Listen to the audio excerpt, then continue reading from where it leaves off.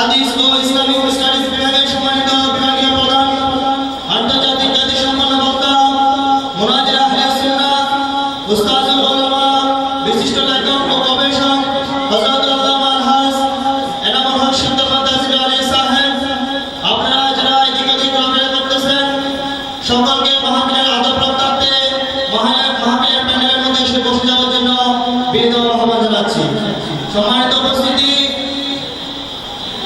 আজ বৃষ্টির কারণে আমাদের মা বোনদের জন্য মাহফিল শ্রবণ করার জন্য যে জায়গাটা আমরা নির্ধারণ করেছিলাম, সেই জায়গাটা বৃষ্টির কারণে আমরা সেখানে তাদের জায়গা সংগ্রহ করতে পারি নাই। সেজন্য তাদের জন্য প্রজেক্টরের মাধ্যমে পর্দা সহকারে আমাদের মাদ্রাসা প্রাঙ্গণে মাহফিল শ্রবণ করার জন্য ব্যবস্থা করেছি। সেজন্য সকল মা বোনদের মাদ্রাসা প্রাঙ্গণে গিয়ে মাহফিল শ্রবণ করার জন্য ইসলামী একতা সংঘের পক্ষ থেকে বিনীত আহ্বান জানাচ্ছি। প্রিয় শেখ আলী মুস্তাফা সাল্লাল্লাহু তাআলা আলাইহি ওয়া সাল্লাম ও সম্মানিত উপস্থিতি, মাহফিলের এই পর্যায়ে পবিত্র নাত রাসূল সাল্লাল্লাহু তাআলা আলাইহি ওয়া সাল্লাম পরিবেশন করবেন অত্র সংগঠনের সম্মানিত সদস্য জনাব মোহাম্মদ আরমান। রাহমাতুল্লাহি ওয়া বারাকাতুহু।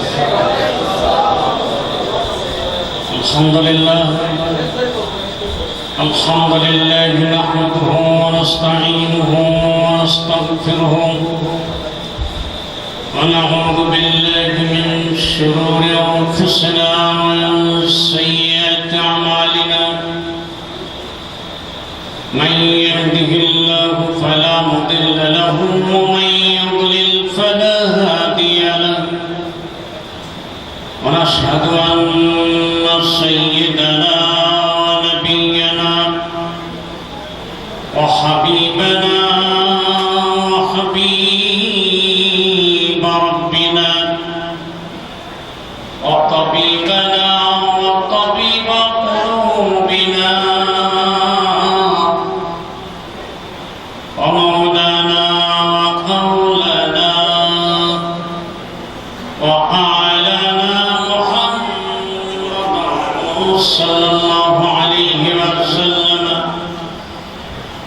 أرسله بالحق بشيرا ونذيرا وداعيا إلى الله بإذنه وسراجا منيرا. فقد قال الله عز وجل في كلامه الكريم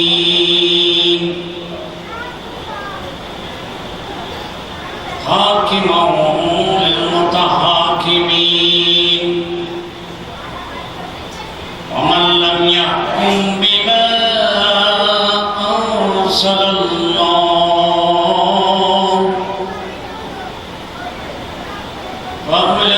فأولئك هم الكافرون.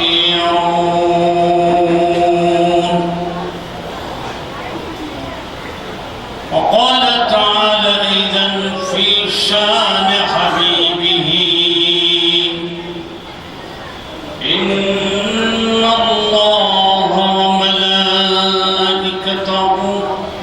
يصلون على النبي يا أيها الذين آمنوا صلوا عليه وسلموا تسليما.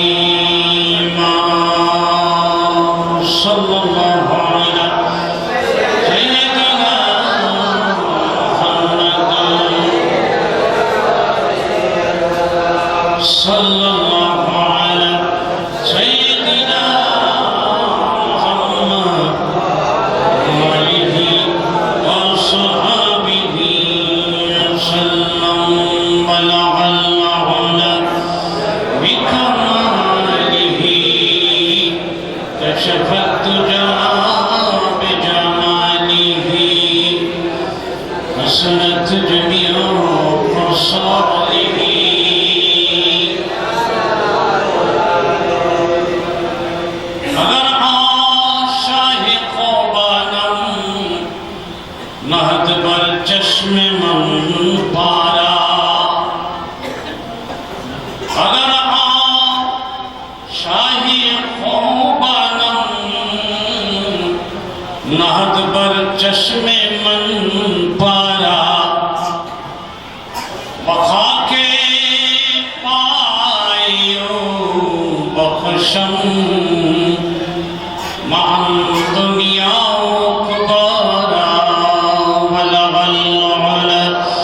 بكماله كشف الدجى بجماله سنت جميع صالحه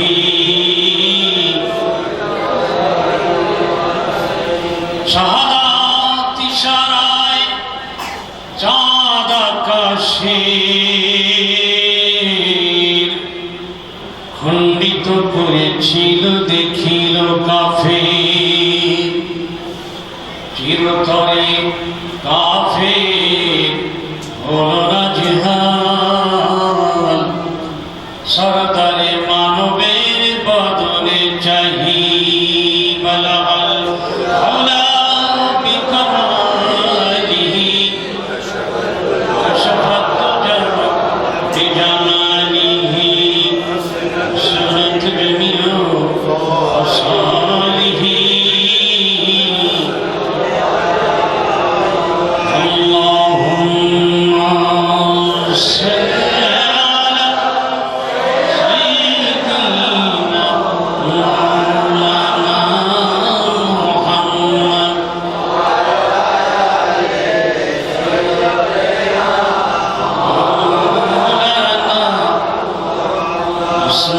সুন্দর জমিন সুন্দর আরো সুন্দর এই পৃথিবী তার চেয়ে অনেক সুন্দর আমার প্রিয় নবীজি আল্লাহুম্মা সাল্লি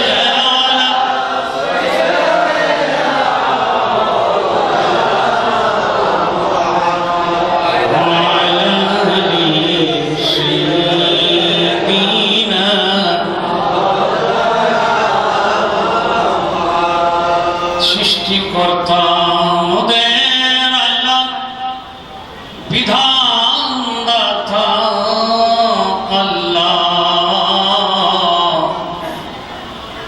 বুঝিয়ে দিলেন এই জগতে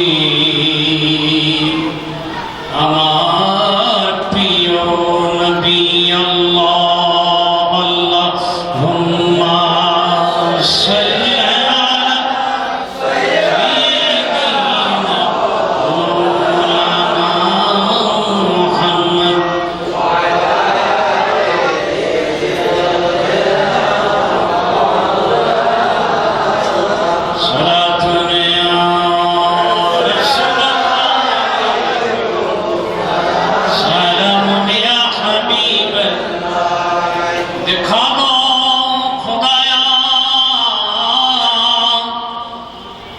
मदीना कैसे ज़मीं है कि जिस पर रात दिन मौला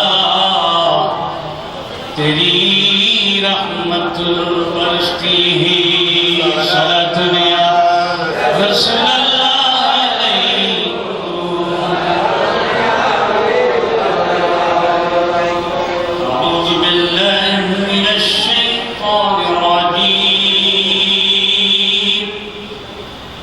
بسم الله الرحمن الرحيم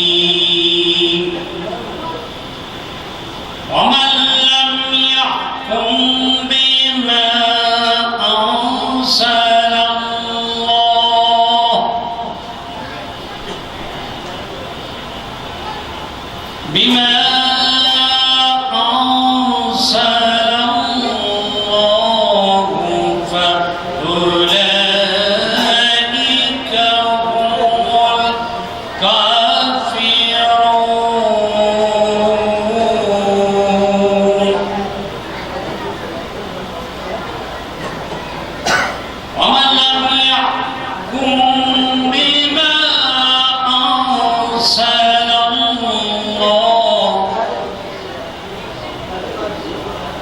فأولئك هم الظالمون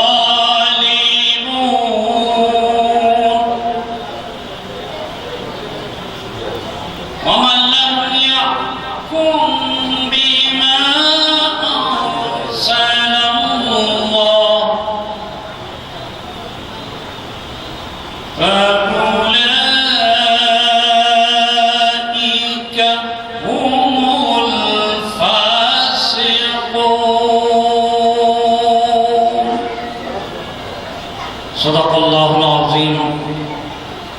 وصدق النبي الحبيب الأمين الكريم ونحن على ذلك لمن الشاهدين والشاكرين والحمد لله رب العالمين رب صل وسلم وبارك عليه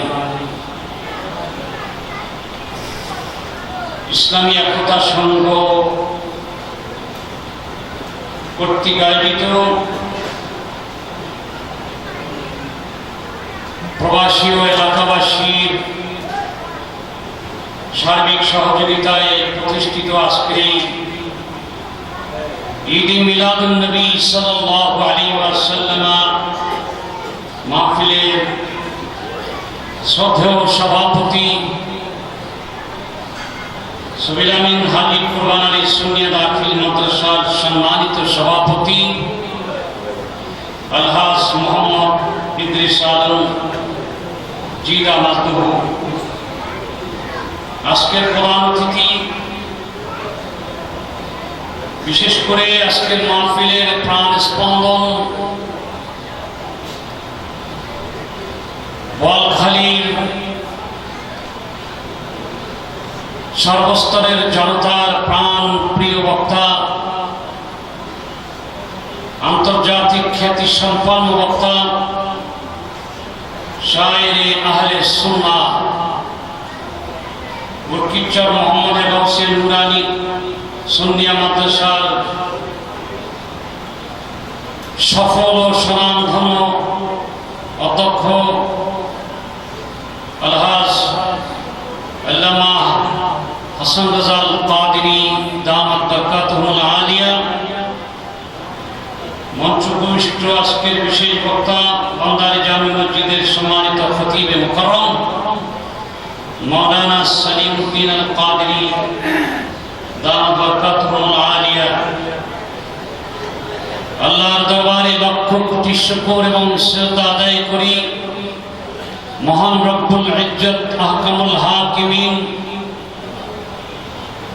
মাহে রবিউল আউয়াল শরীফের আজকের এই জুমা রাতে প্যান্ডামিক ভাইরাস করোনার এই তীব্র আঘাতের পরেও প্রতিকূল আবহাওয়া উপেক্ষা করে আজকের এই সুন্দরতম নুরানি ঈদ মিলাদুন নবী মাহফিলে আল্লাহ হায়াতে রেখে করোনা ভাইরাস থেকে মুক্ত রেখে হায়াতের বাজেটকে বাড়িয়ে দিয়ে সোনার মদিনার নুরানি নবীর রঙে রঙিন হতে বিশ্ববিধাতা আইনদাতা সৃষ্টিকর্তা মহান রব্বুল আলামিনের প্রিয় বিধান ব্যাখ্যা দানকারী সাহেবে কোরআন সাহেবে দৌলত আকা ও মাওলা তাজদারে মদিনা সরওয়ারে কায়নাতের শানের এই মাহফিলে আসার বসার সুযোগ আল্লাহ দিয়েছেন। চিৎকার করে বলুন আলহামদুলিল্লাহ। সম্মানিত হাজিরিন, আজকের মাহফিলের প্রধান স্পন্দন চলে গেছেন। প্রাণ স্পন্দন দিয়ে আমাদেরকে এতক্ষণ যিনি সুরে সুরে এবং নবীজির মায়ার সাগরে ভাসিয়ে অত্র এলাকাকে সমৃদ্ধ করে চলে গেলেন, বেরিয়া হিংসা বিদ্বেষবিহীন একজন খাঁটি মানুষ, একজন নিশাচর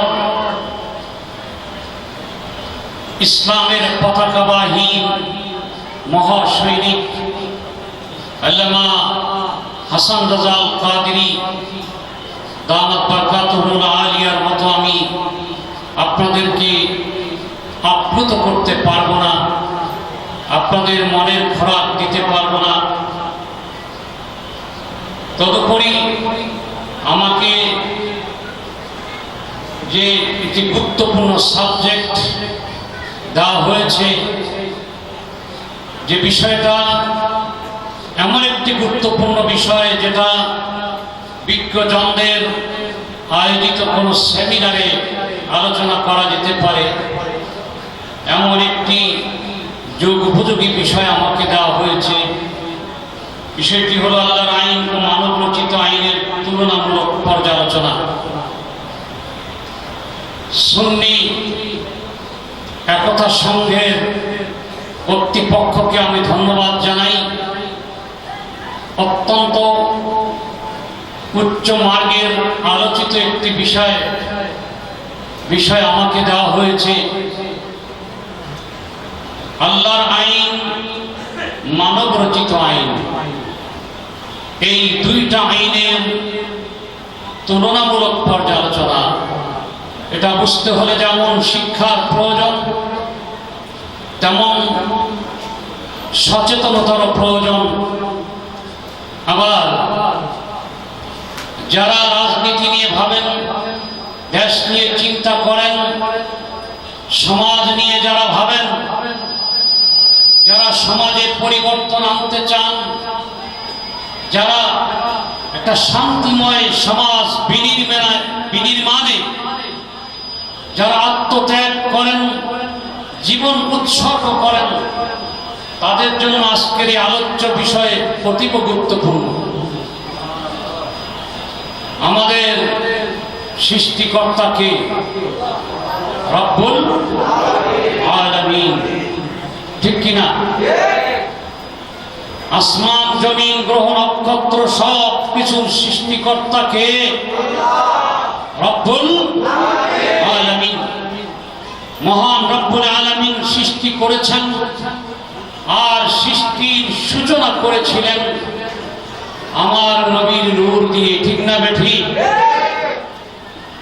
হাদিসে পাকের মধ্যে এসেছে আল্লাহ রাব্বুল আলামিন আহকামুল হাকিমিন আমার নবীর নূরকে 10 ভাগ করলেন। প্রথম ভাগ থেকে আল্লাহ রাব্বুল আলামিন একটি জওহর তৈরি করলেন। সেই জওহরকে আল্লাহ রাব্বুল আলামিন ৪৫০০ মাইলের দীর্ঘতা দিলেন, লম্বায় ৪৫০০ মাইল, চওড়ায়ও ৪৫০০ মাইল। এক নূরানি জওহর তৈরি করলেন।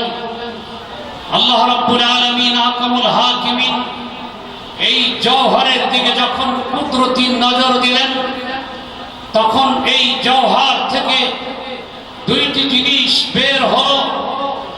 একটি বের হলো পানি, আর একটা বের হলো আগুন। জোরে বলুন না সুবহানাল্লাহ। এই জওহর থেকে বের হলো কি? পানি আর আগুন। এই পানির দিকে রব্বুল আলামিন আহকামুল হাকিমিন যখন নজর করলেন, তখন সেই পানি সাগর, মহাসাগর হয়ে তীব্র স্রোতে যখন পানি চলমান হচ্ছিল, তখন সেই পানির উপরে যখন আগুনের তেজ পড়ল, আগুনের গরম যখন পড়ল, তখন সেই পানির মধ্যে ফেনা হতে শুরু করলো। ধরে বলুন না সুবহানাল্লাহ। একদিকে ফেনা, আর একদিকে শুরু হলো জলীয় বাষ্পের মতো বাষ্প উদ্গীরণ শুরু করলো। সেই ফেনা থেকে আল্লাহ রাব্বুল আলামিন তৈরি করলেন মাটি। জোরে বলুন না সুবহানাল্লাহ। আর সেই জলীয় বাষ্প থেকে তৈরি করলেন আল্লাহ মহাকাশ। কি তৈরি করলেন? মহাকাশ। তাহলে এই আগুন এবং পানির মধ্যে যেই তাপের কারণে সৃষ্টি হল বাতাস, সেই বাতাস যখন জলীয় বাষ্প সব উপরে উঠে গেল, সেখানে মহাশূন্য পয়দা হলো। যে বলুন না সুবহানাল্লাহ। তাহলে কি পাইলাম?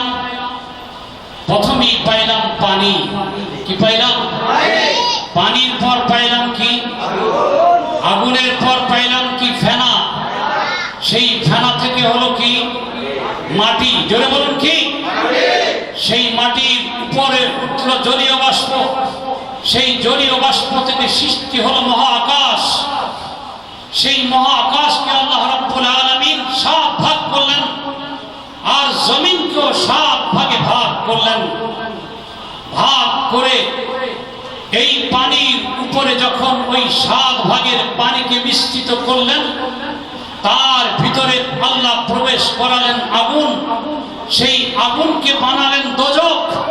সেই দোজখকে আল্লাহ ভাগ করলেন 7টি স্তরে। সেই দোজখ আল্লাহ রাব্বুল আলামিন জমিনের নিচে স্থাপন করলেন, আর আসমানের উপরে আল্লাহ জান্নাত তৈরি করলেন। বলুন না সুবহানাল্লাহ। এবার যদি আপনাদেরকে প্রশ্ন করি, জাহান্নাম উপরে না নিচে? সবাই বলুন কোথায়? আর জান্নাত ইল্লিন উপরে, সিজ্জিন নিচে। পাপিষ্ঠ লোকেরা যখন মারা যায় তাদের রূহ যায় নিচে, আল্লাহ ওয়ালারা যখন মারা যায় তাদের রূহ চলে যায় ঊর্ধ্ব আকাশে। বলুন না সুবহানাল্লাহ। সেই ঊর্ধ্ব আকাশকে বলা হয় ইল্লিয়িন। আমা আদরাকা মা ইল্লিয়ুন। জোরে সোরে বলুন না সুবহানাল্লাহ। হযরতে হাজিরিন, সেই পানি, বাতাস, আগুন আর মাটি, এই 4টা উপাদান থেকে আল্লাহ রাব্বুল আলামিন তৈরি করলেন বাবা আদমকে। জোরে বলুন না সুবহানাল্লাহ। আর এই মাটির মধ্যে আল্লাহ রাব্বুল আলামিন সবচেয়ে একটি শ্রেষ্ঠ জায়গা দান করলেন, যেটাকে বলা হয় এই জমিনের কলব। কি বলা হয়? জমিনের কলব। আল্লাহ রাব্বুল আলামিন আতমুল হাকিমিন জিবরিলকে বলেন, জিবরিল যাও জমিনে, এই জমিনে গিয়ে জমিনের কলব থেকে আমার জন্য কিছু মাটি নিয়ে আসো, যেই মাটির ঘ্রাণ হবে মেশক আম্বর থেকেও বেশি। চিৎকার করে বলুন না সুবহানাল্লাহ। এবং যেই মাটি, মাটির রং নয়, যেই মাটি হবে সাদা ধবধবে নূরের আলো চমকাবে। জোরে বলুন না সুবহানাল্লাহ। সেই মাটি নিয়ে আসো। যাও, তুমি একা যাবে না, তুমি আরশ থেকে ফেরেশতা নিয়ে নাও, লৌহ থেকে ফেরেশতা নিয়ে নাও, কুরসি থেকে ফেরেশতা নিয়ে নাও, আসমান থেকে ফেরেশতা নিয়ে নাও। লক্ষ লক্ষ ফেরেশতা নিয়ে তুমি জমিনের সেই জায়গা থেকে একটু আমার জন্য মাটি নিয়ে আসো। জিবরিল আমিন সব ফেরেশতাদেরকে নিয়ে এই জমিনে খুঁজতে লাগলেন, কোথায় সেই জমিনের কলব, জমিনের দিল কোনখানে। ঘুরতে ঘুরতে ঘুরতে ঘুরতে 600 ডানা দিয়ে জিবরিল আমিন ঘুরতে ঘুরতে তন্ন তন্ন করে খুঁজতে খুঁজতে অবশেষে জিবরিল আমিন পেয়ে গেলেন সেই জমিনের কলব। সেই জায়গাটা হলো আমার নবীর রওজা শরীফ। জোরে বলুন না সুবহানাল্লাহ। আমার নবীর রওজা শরীফ। সেখানে গিয়ে হাত বাড়িয়ে বললেন, হে জমিনের কলব, তোমার থেকে একটু পানি দাও, মাটি দাও। মহান আল্লাহ রাব্বুল আলামিন ওই মাটি আমাকে নিতে বলেছেন। সাথে সাথে আমার নবীর রওজা পাক থেকে মাটি বের করে দিলেন। জোরে বলুন না সুবহানাল্লাহ। জিবরিল আমিন যখন মাটি হাতে নিলেন, জিবরিল বলেন, খোদার কসম, এমন সুগন্ধ আমি আসমান, জমিন, গ্রহ, নক্ষত্র, সাত আসমানের চতুর্দিক ঘুরে দেখেছি, এমন ঘ্রাণ আমি কোথাও পাইনি। জোরে বলুন না সুবহানাল্লাহ। আল্লাহ রাব্বুল আলামিন সেই মাটি দিয়ে, সেই মাটিকে জান্নাতের সালসাবিল পানি আর মায়ে তসনিম আর জান্নাতের মায়ে মাহিন, এই 3 ধরনের পানির সাথে মিক্স করে আল্লাহ রাব্বুল আলামিন 70,000 বছর ওই পানিকে, ওই মাটিকে ওই পানির ভিতরে গুলিয়ে রেখেছিলেন। জোরে বলুন না সুবহানাল্লাহ। আর তা দিয়ে আল্লাহ রাব্বুল আলামিন আমার নবীর নূর মোবারকের মিশ্রণে তৈরি করলেন মুহাম্মদ রাসূলুল্লাহ সাল্লাল্লাহু আলাইহি ওয়াসাল্লাম। চিৎকার করে বলুন না সুবহান। তাহলে এবার বলুন এই জগৎ বানিয়েছেন কে? একটু চিৎকার করে বলুন কে বানিয়েছেন? আল্লাহ বানিয়েছেন।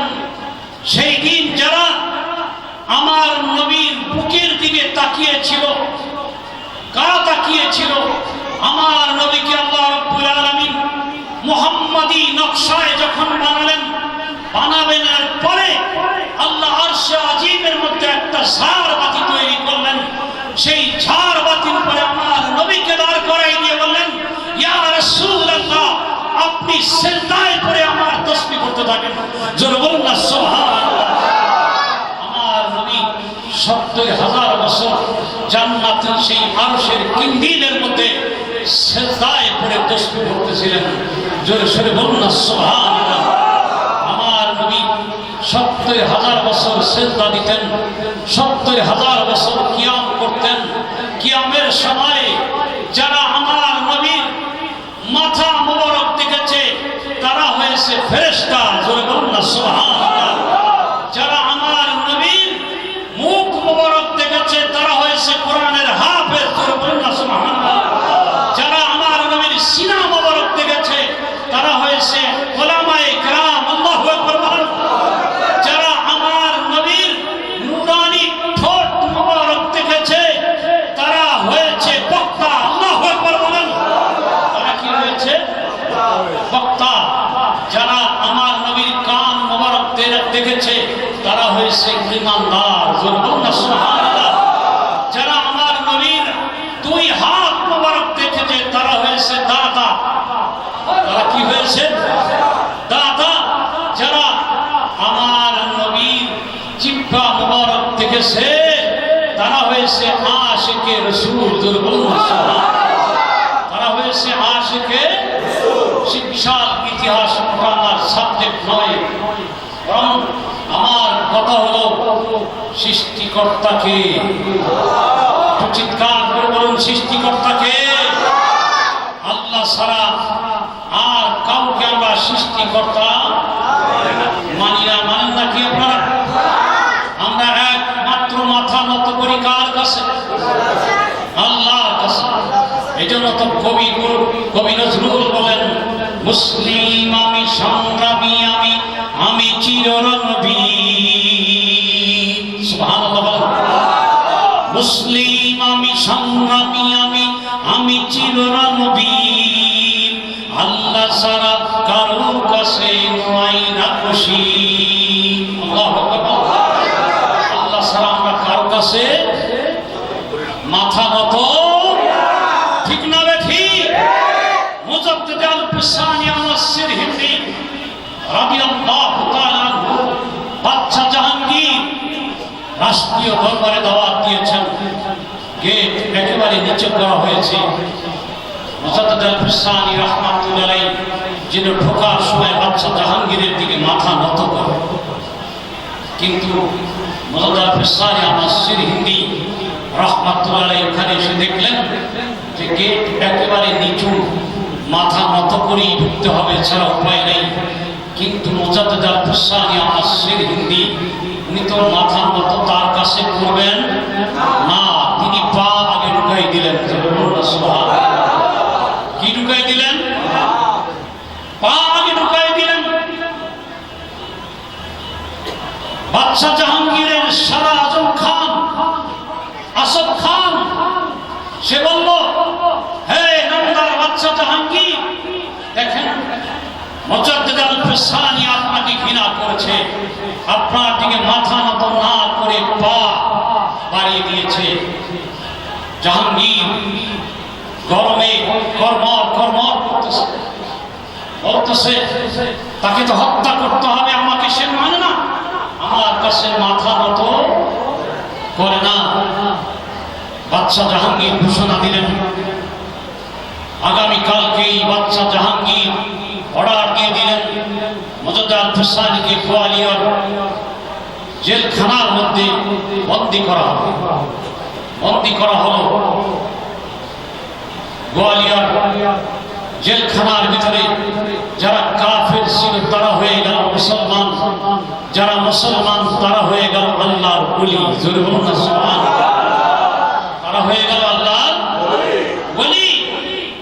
পরবর্তীকালে এই বাচ্চা জাহাঙ্গীর খাবে দেখে আমার নবী জাহাঙ্গীরের কাছে এসে বলতেছে, জাহাঙ্গীর আজকে 2 বছর হলো আমার আশিককে তুমি বন্দিখানায় বন্দি করে রেখেছো, তাড়াতাড়ি তাকে ছেড়ে দাও। সুবহানাল্লাহ। তাড়াতাড়ি আমার আশিককে ছেড়ে দাও। বাচ্চা জাহাঙ্গীর কাঁদতে কাঁদতে গোয়ালিয়র দুর্গে গেলেন, গিয়ে মুজাদ্দাদ শাহের সাথে দেখা করলেন আর বললেন, চলুন রাজপ্রাসাদে চলুন।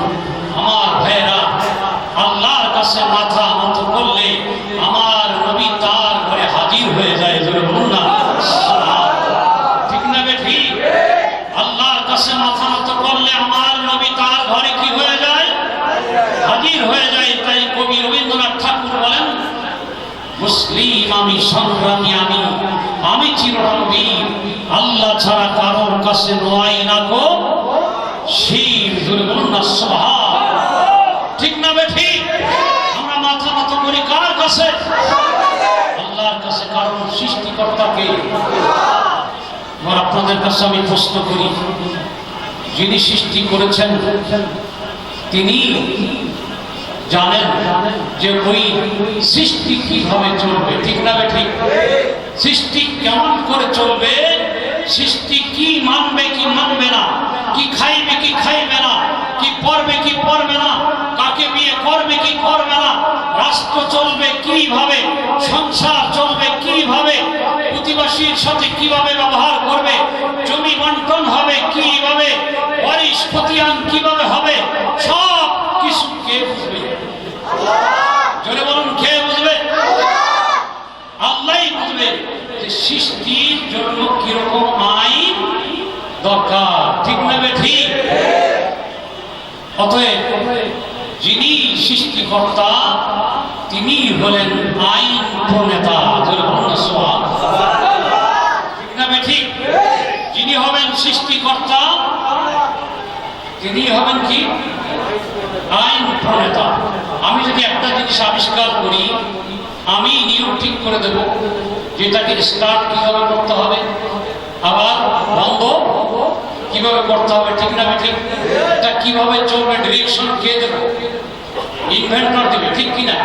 যে ইনভেনশন করে, যে কোনো জিনিস আবিষ্কার করে, সেই তার ক্যাটালগ তৈরি করে। ঠিক না ঠিক?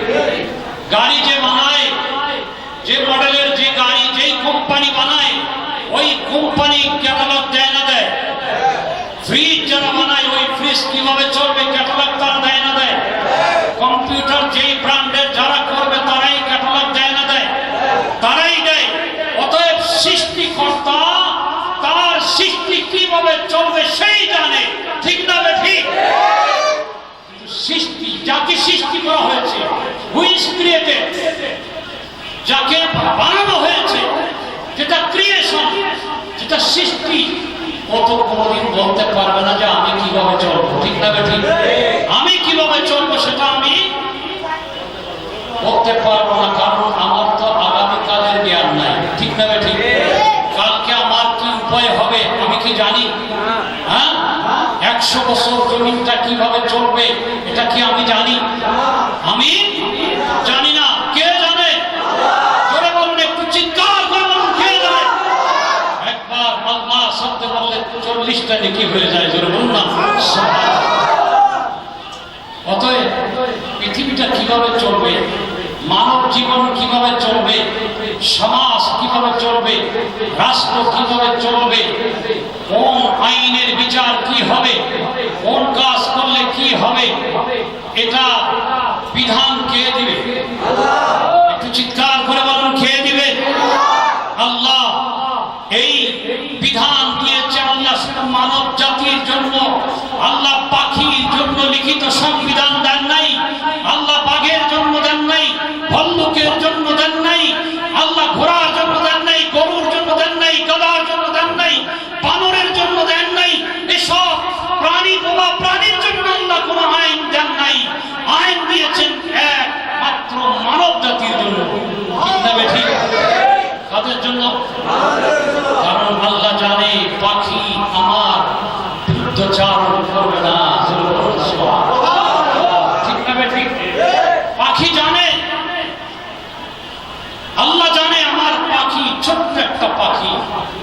সে আমার বিরোধিতা করবে না, চড়ুই পাখি বিরোধিতা করবে না, বিশাল বড় ঈগল পাখি বিরোধিতা করবে না, কোন পাখি আমার বিরোধিতা করবে না, বাঘ ভাল্লুক বিরোধিতা করবে না, গাধা ছাগল বিরোধিতা করবে না, সবচেয়ে ইতর প্রাণী হলো শুকর, শুকরও আল্লাহর বিরোধিতা করবে না, একমাত্র বিরোধিতা করবে আমার এই দুই পাওয়ালা প্রাণী, যারা দুটি ঠোঁট দিয়ে কথা বলে, যাদেরকে আমি আকল দিয়েছি, ওরাই আমার বিরোধিতা করবে।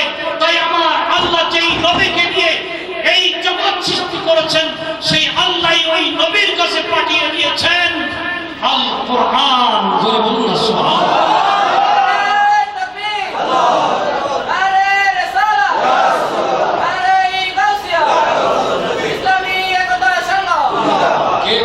কে দিয়েছেন? কাদের জন্য দিয়েছেন? জোরে বলুন, কাদের জন্য? মানুষের জন্য। তিবিয়ানান লিকুল্লি শাই, এই কোরআন প্রত্যেকটা জিনিসের সমাধান। জোরে বলুন না সুবহানাল্লাহ। ঠিক না ঠিক? আমার ভাইরা, আজকে ভারত, বাংলাদেশ, ইন্ডিয়া, এই দেশের মানুষেরা কোরআন থেকে দূরে সরে যাচ্ছে।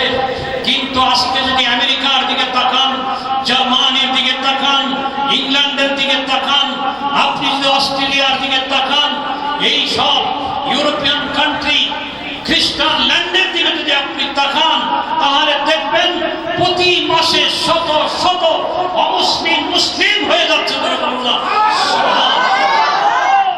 তারা কি হয়ে যাচ্ছে? মুসলিম হয়ে যাচ্ছে। তারা কোরআন পড়ে পড়ে আল্লাহু আকবার তারা দেখতে পাচ্ছে। কারণ তারা তো মানুষকে ঠকায় না, তারা তো মানুষের উপর জুলুম করে না, তারা তো অন্যায় অবিচার সোশ্যাল ক্রাইম করে না, তারা তো সামাজিক অপরাধ করে না, তারা পার্সোনাল ক্রাইম করে। তারা হয়তো কাউকে কারোর সাথে আপোষের সাথে জেনা ব্যভিচারিতে লিপ্ত হয়, কিন্তু তারা ধর্ষণ করে না, এরা অন্যকে অন্যের হক নষ্ট করে না, তারা মানবের শ্রমিকের হক তারা আদায় করে। সব কিছু যখন তারা ঠিক মতো করে, কিন্তু তারা দিশা পায় না। যখন তারা কোরআনের ইংরেজি ভাষণ যখন পড়ে, তখন দেখে যে আসল ঠিকানা, আসল শান্তির জায়গা হলো আল কোরআন। তখন তারা সারেন্ডার করে, মাথা নত করে, হেট হয়ে যায় কোরআনের সামনে। এবং তারা যখন মক্কা মদিনায় হজের সময় যায়, তখন কাবাঘর দেখে তারা আপ্লুত হয়ে পড়ে। আমার নবীর রওজা দেখে তারা পাগল হয়ে যায়। তারা বারবার বলে আবার আসবো, আবার আসবো, I shall come again, I shall come again, আবার আসবো, আবার আসবো। জোরে বলুন না সুবহানাল্লাহ। অথচ তারা মদিনা মুনাওয়ারা থেকে আর উন্নত মানের বিল্ডিং এ তারা থাকে, তারা কাবা ঘরের থেকে আর উন্নত মানের ভবন তারা দেখে, কিন্তু এমন একটা আধ্যাত্মিক আকর্ষণ, স্পিরিচুয়াল আকর্ষণ তারা ওখানে পায়, তারা মক্কা মদিনার জন্য পাগল হয়ে যায়। আমার ভাইয়েরা, আজকে এই মানব জাতি, তাদের জন্যই আল্লাহ রাব্বুল আলামিন আইন তৈরি করেছেন। আল্লাহর লিখিত সংবিধান হলো আল কোরআন। রিটেন কনস্টিটিউশন, এটা কি বলা হয়? রিটেন কনস্টিটিউশন, লিখিত সংবিধান হলো আল কোরআন। আল কোরআন দস্তুর না, কোরআন হলো আমাদের কি? সংবিধান। আর আল্লাহ রাব্বুল আলামিন আহকামুল হাকিমিন এই কোরআনের তাফসীর দিয়ে দিলেন আস-সুন্নাহ। আস-সুন্নাহ, জোরে বলুন না সুবহানাল্লাহ। আল হাদিস না, কি বলতে হবে? আস-সুন্নাহ। আস-সুন্নাহ, কারণ সব হাদিস মানা যায় না। যায় না কি? সব হাদিস মানা যায় না, মানতে হবে কি? সুন্নাহ। এই জন্য আমরা হলাম আহলুস সুন্নাহ, আমরা সুন্নাতওয়ালা। কি বলা? সুন্নাতওয়ালা। আল্লাহ রাব্বুল আলামিন দিয়ে দিলেন কি? লিখিত সংবিধান আল কোরআন এন্ড আস-সুন্নাহ। আস-সুন্নাহ, এই দুইটা constitution, main constitution, original constitution, the root constitution, একেবারে মূল মৌলিক কনস্টিটিউশন হলো কি? আল কোরআন এবং আস-সুন্নাহ। এই দুইটা ভাষণের মধ্যে যদি আমি না পাই, তখন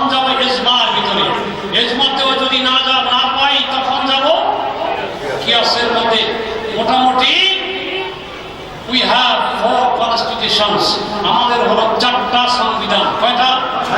জোরে বলুন, কয়টা সংবিধান? এই সংবিধানের মূল দানকারী কে? জোরে বলুন, কে?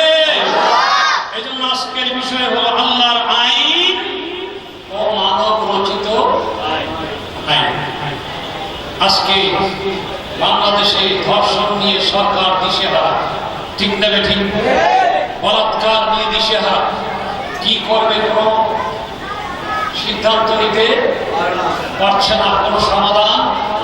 যেদিন আইন পাশ হলো মন্ত্রিসভায়, সেই দিন 7টা মেয়ে ধর্ষিত হয়েছে। কয়টা মেয়ে? যেদিন আইন পাশ হলো মন্ত্রিসভায়, ক্যাবিনেট সভায় আইন পাশ হলো, ধর্ষণের শাস্তি হবে কি? জোরে বলুন, কি? সেই দিন কয়টা মেয়ে ধর্ষিত হয়েছে? আর এখনো হচ্ছে না, হচ্ছে, কিন্তু কোন সমাধান নাই। সমাধান কোথায়? আল্লাহ আইনের মধ্যে। জোরে বলুন না, ঠিক না ঠিক? কোন আইনের মধ্যে?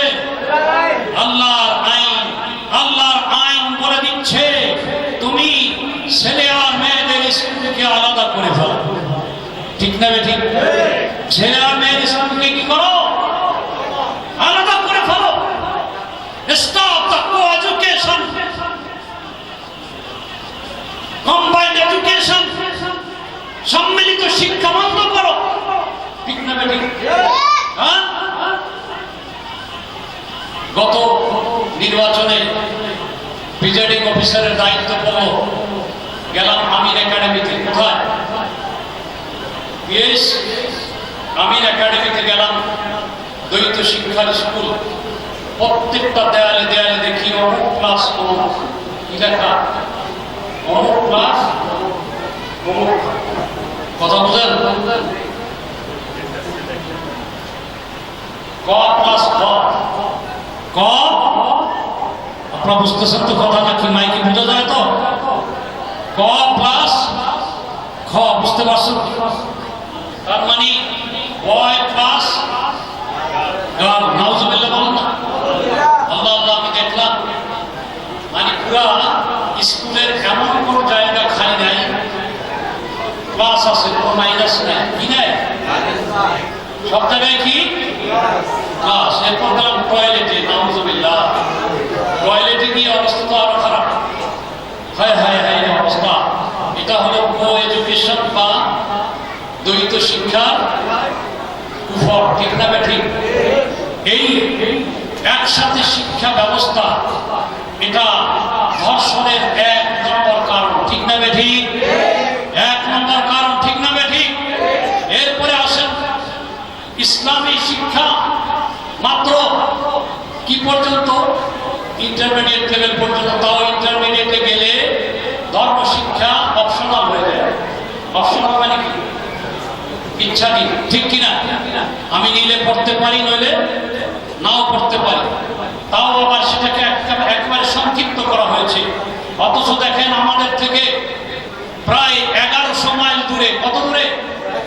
1100 মাইল পূর্ব দিকে ওই যে দেখেন ইন্দোনেশিয়া, সেই ইন্দোনেশিয়াতে আল্লাহু আকবার, সেখানে মালয়েশিয়াতে, ইন্দোনেশিয়াতে ডাক্তারি শিক্ষা, ইঞ্জিনিয়ারিং কলেজ, মেডিকেল কলেজ, তারপরে কমার্স কলেজ, প্রত্যেকটা সেক্টর, কারিগরি, প্রত্যেকটা সেক্টরে ধর্ম শিক্ষা বাধ্যতামূলক। ধর্ম শিক্ষা কি? সবাই বলেন, ধর্ম শিক্ষা কি? বাধ্যতামূলক। মালয়েশিয়াতে ধর্ম শিক্ষা বাধ্যতামূলক। হজে গেলাম, আল্লাহর রহমতে আপনাদের দোয়ায় 17 বার হজ করেছি। প্রত্যেকবার অসংখ্যবার আমি মালয়েশিয়ার, ইন্দোনেশিয়ার ছেলেদের সাথে আমার কথা হয়েছে। ইন্দোনেশিয়ার একটা ছেলেকে জিজ্ঞেস করলাম যে তোমাদের দেশের ছেলেরা মেয়েরা এত সুন্দর কোরআন তেলাওয়াত কি করে করে? এত সুন্দর কোরআন তেলাওয়াত কেন করে, কিভাবে করে? বলছে দেখো, ও আমার সাথে আরবিতে কথা বলল। দেখো আমাদের দেশে যখন আইডি কার্ড দেওয়া হয়, কি দেওয়া হয়? আইডি কার্ড দেওয়ার সময় তখন বিশুদ্ধ কোরআন তেলাওয়াত যদি শুনাইতে না পারে তাকে আইডি কার্ড ইস্যু করা হয়। আল্লাহু আকবার। আইডি কার্ড দেওয়ার সময় কি শুনাইতে হয়? তাও আবার কি? বিশুদ্ধ কোরআন তেলাওয়াত দিতে পারলে 18 বছরের ছেলে মেয়েকে কি দেয়? আইডি কার্ড দেয়। এজন্য আপনারা যদি যারা যারা হজে গেছেন তারা অবশ্যই দেখেছেন যে ইন্দোনেশিয়ান ছেলে মেয়েরা বসে থাকে না, তাদের হাতে কোরআন এত সুন্দর গুনগুন করে তেলাওয়াত করে যা শুনলে কলিজা ঠান্ডা হয়ে যায়। আর আমাদের বাংলাদেশিরা হজ করতে গেলে আর একজনের সাথে বসে বসে গল্প করে। কি করে? বসে বসে হাঁটুর উপর হাঁটু ফলাইয়া কি করে? ঠিক কিনা বলেন? কারা কারা হজে গেছেন একটু হাত তুলেন তো। হাজি নাই? হাজি আপনারা দেখেন নাই? ইন্দোনেশিয়ান ছেলেমেয়েরা তারা কি করে? কোরআন তেলাওয়াত করে। তাহলে দেখেন এই যে আমাদের দেশের শিক্ষা ব্যবস্থা, সেটা যদি আমার আল্লাহর আইনের সাথে মিলাই দিত, আজকে ধর্ষণের জন্য মৃত্যুদণ্ডের আইন করা লাগতো না। ঠিক না বেঠিক? আবার দেখেন আল্লাহ রাব্বুল আলামিন নারী জাতিকে যে ইজ্জত দিয়েছে, সেই নারী জাতিকে ল্যাংটা করে তাদেরকে সাবানের অ্যাডভার্টাইজার হিসেবে বানায়। ঠিক না বেঠিক? সাবান বলেন, কসমেটিক্স বলেন, বিভিন্ন আইটেমের অ্যাডভার্টাইজ করার জন্য কার দেহ ব্যবহার করা হয়? জোরে বলুন, কার দেহ? কার দেহ ব্যবহার করা হয়? বিলবোর্ডের ভিতরে কার দেহ? নারীদের দেহ। জায়েজ আছে নাকি? আমার আল্লাহ বলেন, খবরদার, লাআনাল্লাহুল মুসাফফিরিন, যারা নারীদের এই ছবি আঁকে, উলঙ্গ ছবি যারা দেয়, তাদের উপরে খোদার লানত। তাদের উপর কি? একটা উঠতি বয়সের যুবক ছেলে যখন ওই উলঙ্গনে নারীর শরীর যখন দেখে, তখন তো ওই জৈবনওয়ালা একটা ছেলে, তার ভিতর তো সুরসুরি লাগবে, ঠিক কিনা? তখন সে কল্পনা করে অনেক কিছু, আর তখনই সে খুঁজতে থাকে তার সঙ্গীকে কোথায় পাবে। না পাইলে তখন সে হায়নার মতো আকার ধারণ করে হায় হায় 4 বছরের মেয়ে 5 বছরের মেয়েকে ধর্ষণ করে। ঠিক না বেঠিক? এটার জন্য দায়ী এই খোদার আইনকে পায়ের তলে নিয়ে মানবের আইনকে মাথায় নেওয়ার কারণে। ঠিক না বেঠিক? অতএব আল্লাহর আইন যতদিন পর্যন্ত এই সমাজে বাস্তবায়ন করা না হবে, অতদিন এই সমাজে শান্তি আসবে। জোরে বলুন, আসবে। অতএব আমরা কোরআনের আইন চাই না চাই? সুন্নাহর আইন চাই না চাই? এজন্য আমাদের আহলুস সুন্নাত ওয়াল জামাতের দাবি হলো কোরআন সুন্নাহর আলো। জোরে বলুন, কোরআন সুন্নাহর আলো। এটার অর্থ বুঝতে পারছেন তো? এবারে আলো মানে কি হেরিকেন জ্বালাইতে বলছে না? মোমবাতি জ্বালাইতে বলছে, আগরবাতি জ্বালাইতে বলছে, হেরিকেনের বাতি, কারেন্টের বাতি মানে কি? কোরআন এবং সুন্নাহ আইন চালু করো। জোরে বলুন না সুবহানাল্লাহ। আর এজন্যই আমাদের সংগঠন কাজ করে যাচ্ছে। এই জিনিসটা আমাদের দেশের মানুষরা বুঝতেছে না। ঠিক না বেঠিক? হ্যাঁ, আফসোস, আফসোস, আফসোস। আমার আল্লাহ বলেন, লা ইকরাহা ফিদ্দীন,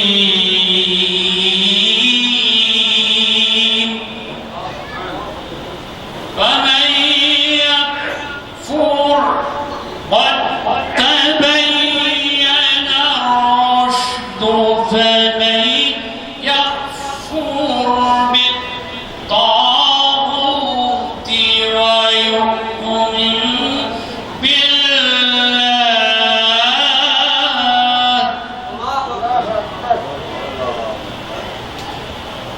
فقد استمسك بالعروة الوثقى। আল্লাহ কি সুন্দর বলছেন, ইসলামে কোনো বাড়াবাড়ি নাই। কি নাই? বাড়াবাড়ি নাই। শোনো, আমি আল্লাহ কি বলছি শোনো। What I am proclaiming ঘোষণা করছি শুনো। What I am proclaiming in the Holy Quran, আমি কোরআনের মধ্যে কি ডিক্লেয়ার করছি, কি ঘোষণা দিচ্ছি শুনো। তাবাইয়ানার রুশদ, সঠিক পথ স্পষ্ট করে দেওয়া হয়েছে। সুবহানাল্লাহ, ঠিক না বেঠিক? আমায় ইয়াকফুর বিত-তাগুত, যারা মানব রচিত আইনকে দূরীভূত করে দেয়, অস্বীকার করে, ওয়ায়ুমিন বিল্লাহ, এবং আল্লাহর উপরে যারা বিশ্বাস করে। সুবহানাল্লাহ, তারপরে ফাকাদ ইসতামসাকা বিল কুওয়াতিল উসতা, তারাই শক্ত রশি আঁকড়িয়ে ধরল। সুবহানাল্লাহ, কাম ফিসামালাহা, এই রশি কোনদিন ছিঁড়বে না। কে বলতেছে? জোরে বলুন, কে বলতেছে? আয়াতুল কুরসির পরেই আল্লাহ এই কথা বলতেছেন। সুবহানাল্লাহ, আল্লাহু আকবার। কিন্তু আমরা তো সেই তাগুতকে মেনে নিয়েছি। হোয়াট ইজ তাগুত? তাগুত কি? তাগুত হলো আল্লাহর আইনকে বিদ্যাঙ্গ দেখাইয়া মানি না আল্লাহর আইন, মানি না নবীর আইন, মানি না সাহাবায়ে কেরামের আইন, আমি মানব মানব রচিত আইন। কিসের আইন? মানব রচিত আইন। মানবের আইন করেছে, ছেলে পাবে 2 ভাগ, মেয়েরাও পাবে 2 ভাগ, ঠিক কিনা? মানব আইন করেছে, ছেলে যদি 1 ঘন্টা পায়, মেয়েও 1 ঘন্টা জায়গা পাবে। অথচ আল্লাহ বলেছেন কি? ছেলে পাবে 2 ঘন্টা, মেয়ে পাবে 1 ঘন্টা, ঠিক না বেঠিক? কি আল্লাহ জুলুম করছে নাকি? হ্যাঁ, আল্লাহ জুলুম করেছে। ফরায়েজের আইনে ছেলে যদি বাবা 3 লক্ষ টাকা রেখে মারা যায়, একটা ছেলে একটা মেয়ে আছে, তাহলে ছেলে পাবে কত? 9 লাখ, আর মেয়ে পাবে 1 লাখ। তাহলে তো আল্লাহ মেয়েকে ঠকাইছে, ঠিক কিনা? না তো মুখে বলতেছেন, অন্তরে তো বলতেছেন না। আল্লাহ কি ঠকাইছেন? আল্লাহ ঠকান নাই, আল্লাহ মেয়েকে জিতাইছেন। ও মেয়ে, তুমি মেয়ে হিসাবে এখান থেকে পাবে, আবার বউ হিসাবে পাবে, আবার বোন হিসাবে পাবে, আবার মা হিসাবে পাবে, আবার দাদি হিসাবে পাবে, তুমি সৎবোন হলেও পাবে, তুমি পেটবোন হলেও পাবে, তুমি নাতিন হলেও পাবে, তুমি 8 দিক থেকে সম্পদ পাবে। সুবহানাল্লাহ, আবার তুমি স্বামীর থেকে মহারানাও পাবে। কিভাবে? আর তোমাকে যদি 2 লাখ টাকা দেওয়া হতো, তোমার ভাইকেও যদি 2 লাখ টাকা দেওয়া হয়, তাহলে ভাই বলবে মা বাপ পুরো হয়ে গেছে, আমি কেন পালবো? তুমি 2 লাখ টাকা নিয়েছো, যাও মা বাপকে তুমি 6 মাস দেখো, আমিও 6 মাস দেখি, ঠিক না বেঠিক? তো মেয়ে যখন মা বাপকে নিয়ে শ্বশুর বাড়ি যাবে, তখন জামাই বলবে তোর মা বাপকে দেখবি না আমার মা বাপকে দেখবি, ঠিক না বেঠিক? হ্যাঁ, কি আল্লাহ ইনসাফ করেছেন নাকি জুলুম করেছেন? হ্যাঁ, আল্লাহ কি করেছেন? আবার মাঝে মাঝে মেয়েটার মনে চাইবে, আহা যাই একটু আপা আমার কবর জিয়ারত করতে যাই, ঠিক কিনা? তো কবর জিয়ারত করতে যখন যাবে, তখন কার বাসায় উঠবে? কার বাড়িতে উঠবে? তো ভাইয়ের বাড়িতে উঠলে কে খাওয়াবে? তো ভাই খাওয়াইতে হলে ভাবে ভাইয়ের একটু জায়গা জমি বেশি লাগে না লাগে? তা আল্লাহ ন্যায় বিচার করেছেন না জুলুম করেছেন? আবার মেয়েরা ছেলেরা, অর্থাৎ ওই মেয়ের ঘরের ছেলে মেয়ে নাতি পুতি, এরাও যখন ভবিষ্যতে যাবে একটু নানার বাড়ি নানার কবর জিয়ারত করতে, ঠিক কিনা? তো উঠবে কার বাসায়? হ্যাঁ, তো খাওয়াবে কে? পুরো জড়াইব হন, পুরো পুরো কোনো জড়াইব, দুইটা করে বানাইব। হ্যাঁ, তার টাকা কে দেবে? হ্যাঁ, কিন্তু ওই ছেলে তো বোনের বাড়িতে ইচ্ছা হলে যাবে, নইলে যাবে না। কিন্তু ও তো আসবেই মা বাবার টানে, নারীর টানে, আসবে না? আসবে। এই জন্য আল্লাহ বলতেছে, ও ছেলে, তোমার তো অনেক দায়িত্ব আছে, তোমার ওই মাঝে মাঝে বোনকে দাওয়াত দিয়ে খাওয়াতে হবে, কারণ আমি রক্ত সম্পর্ককে ওয়াজিব করে দিয়েছি। এই জন্য ছেলে মেয়েদেরকে, বোনদেরকে, ভাগ্না ভাগ্নিদেরকে দাওয়াত দিয়ে মাঝে মাঝে খাওয়ানোর জন্য আমি ওয়াজিব করে দিয়েছি। ওয়াজিব দায়িত্ব পালন করতে হলে তোমাকে একটু সম্পত্তি বেশি দিতে হবে। এই জন্য আমি আল্লাহ তোমার জোরে বলুন না সুবহানাল্লাহ। এবার বলেন আল্লাহ কি জালেম? হ্যাঁ? আল্লাহর আইন ঠিক আছে না নাই? আজকে যারা সংসদের মধ্যে আইন পাস করে যদি মেয়েকে অর্ধেক দিয়ে দাও তাহলে তোমার মা বাপকে মুসিবতে ফেলাই দিবা, ওই মা বাপ ছেলে বলবে যাও, ওই মেয়ে তো অর্ধেক নিয়েছে, যাও তার বাড়িতে 6 মাস থাকো, ঠিক কিনা? তখন ওই মেয়ে শাশুড়ি দেখবে না শ্বশুর দেখবে নাকি মা বাপ দেখবে? তো জামাই বলবে তোর মা বাপ আমার বাড়িতে কেন, ঠিক কিনা? হ্যাঁ, বলবে না বলবে? অতএব কার আইন চাই? জোরে বলুন, জোরে বলুন, কার আইন? আর কার? নবীর বলেন না, আর কার? নবীর আইন, ঠিক না রে? ঠিক। আমার আল্লাহ যা দিয়েছেন তাই নবীকে দিয়েছেন। নবীকে কে বুঝাই দিয়েছেন? আল্লাহ। জোরে বলুন না সুবহানাল্লাহ। কারণ আল্লাহ হলেন সৃষ্টিকর্তা আর আমার নবী হলেন সৃষ্টির মূল। সৃষ্টির মূল। আল্লাহ হলেন বিধানদাতা, আমার নবী হলো বাস্তবায়নকারী। আমার নবী হলেন কি? বাস্তবায়নকারী। অতএব নবী এবং আল্লাহ আইন বাদ দিয়ে যদি কোনো রাষ্ট্রনেতা সংবিধান প্রণেতার আইন মানে, ওই জাতির কপালে কি আছে? পায়খানা আছে। কি আছে? ঠিক না বেঠিক? ওই জাতির কপালে কি আছে? শান্তি না অশান্তি? এখন দেখেন ধর্ষণ ঠেকাতে পারতেছে? এখনো তো পেপার খুললে কি পাওয়া যায়? ধর্ষণ পাওয়া যায়, ঠিক না বেঠিক? মনে রাখবেন এই জন্য আল্লাহর আইন সবচেয়ে সেরা আইন।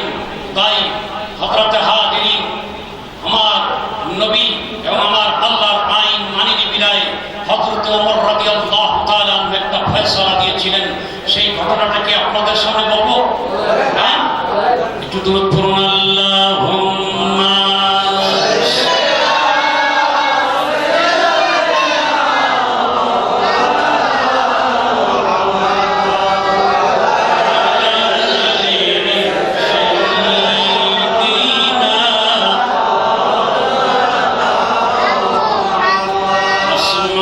সুন্দর জমিনে সুন্দর, আরো সুন্দর এই পৃথিবী, তার চেয়ে অনেক সুন্দর আমার প্রিয় নবী।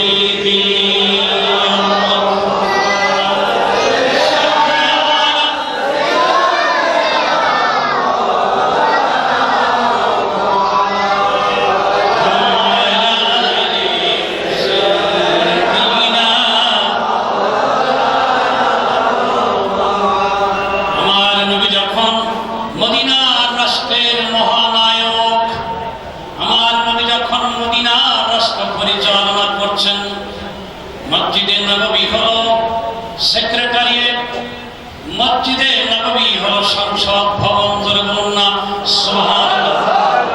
আমার নবীর পরামর্শদাতা হলেন সিদ্দিক আকবর, ওমর ফারুক, উসমান, তিন নরাইন, আলী, মুর্তজা, আব্দুল্লাহ ইবনে মাসউদ। আর মহিলা সংসদ সদস্য বলেন হযরতে আয়েশা সিদ্দিকা। সদস্য মহিলা সংসদ সদস্যকে আয়েশা সিদ্দিকা রাদিয়াল্লাহু তাআলা আনহা। মদিনার রাষ্ট্রের মহানায়ক, রাষ্ট্রপতি, প্রেসিডেন্ট অফ দ্য প্রেসিডেন্ট, যিনি এম্পারার অফ দ্য এম্পারার্স, যিনি হলেন এই বিশ্বজাহানের অধিপতি, হযরতে রাসূল আকরাম সাল্লাল্লাহু আলাইহি ওয়াসাল্লাম বসে আছেন। আমার নবীর সামনে বিশির ইবনুল আখবার, কি নাম? বিশির ইবনুল আখবার। সবাই বলেন কি নাম?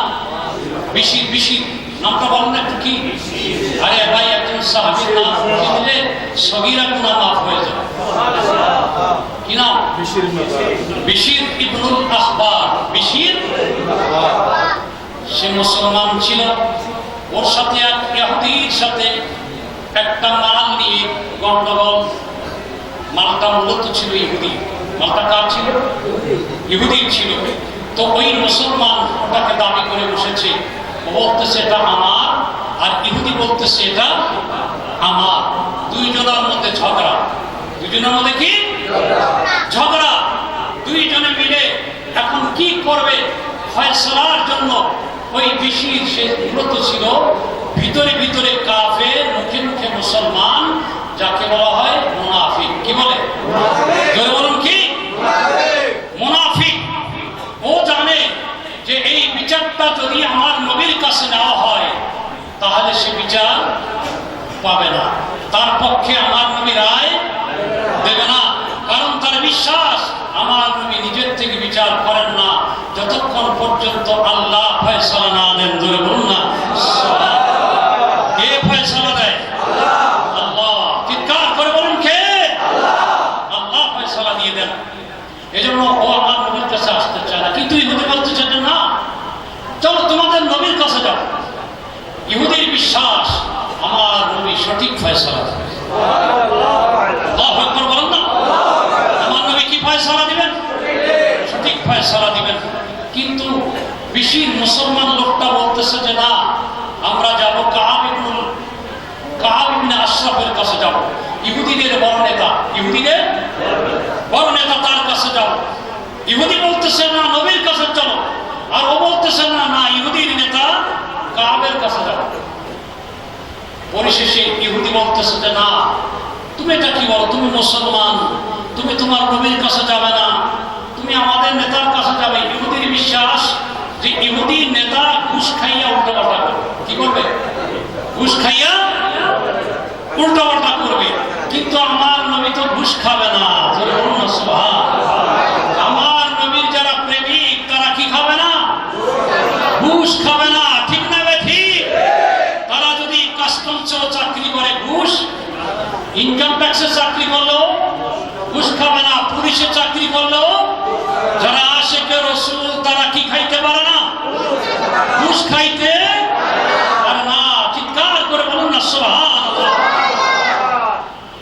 তো ইহুদি যখন পিড়াপিড়ি বেশি করলো তখন কাব যাইতে বাধ্য হল। দুজন আমার নবীর কাছে গেলেন। আমার নবী বিচার করলেন, এই মালটি মালিক ইহুদি। কে? ইহুদি। তখন ওই বিশির ইবনুল আখবার এটা সহ্য করতে পারে নাই, বিচার মানে নাই। কি মানে নাই? জোরে বলুন কি মানে নাই? বিচার মানে নাই। বিচার না মেনে সে বলল যে হবে না, এই বিচার আমি সন্তুষ্ট না। এবারে ইহুদি বল ঠিক আছে, তাহলে কোথায় যাবো? চলো তোমাদের নেতা কার কাছে যাবো? কাবের কাছে যাবো।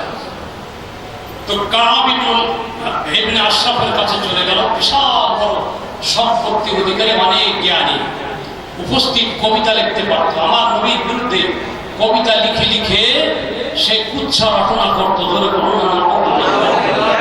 আমার নবী দুইজন সাহাবী পাঠিয়ে তাকে দুনিয়া থেকে বিদায় করে দিয়েছিলেন। ধরে বলুন না সুবহানাল্লাহ।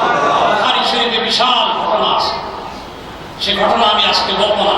তো যাই হোক, কাব ইবনে আশরাফের কাছে যখন গেল, কাব ইবনে আশরাফ দুজনের কথা শোনার পরে এখন কাব ইবনে আশরাফ মুসিবতে পড়ে গেল যে আমার নবী ফয়সালা দিয়েছেন ইহুদির পক্ষে।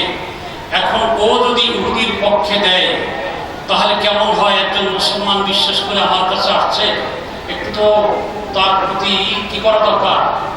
কারণ আমাদের অনেকে দেখা যায় যে হিন্দুদের পক্ষে যায়, আসে না? হ্যাঁ, আসে না? নাই দরদ দেখায়। কি দেখায়? দরদ দেখাইতে দেখাইতে তারা এখন কোথায় উঠছে? মাথার উপরে উঠছে। এখন কি করছে? মেজর সিনহাকে গুলি করে নাই, শুধু গুলি করার পর তার গলার উপরে বুট দিয়ে চেপে ধরে গঙ্গানির আওয়াজ, গড়গড় করে আওয়াজ করেছে, তার রূহটা বের হয়েছে। তারপর সে অট্ট হাসি দিছে।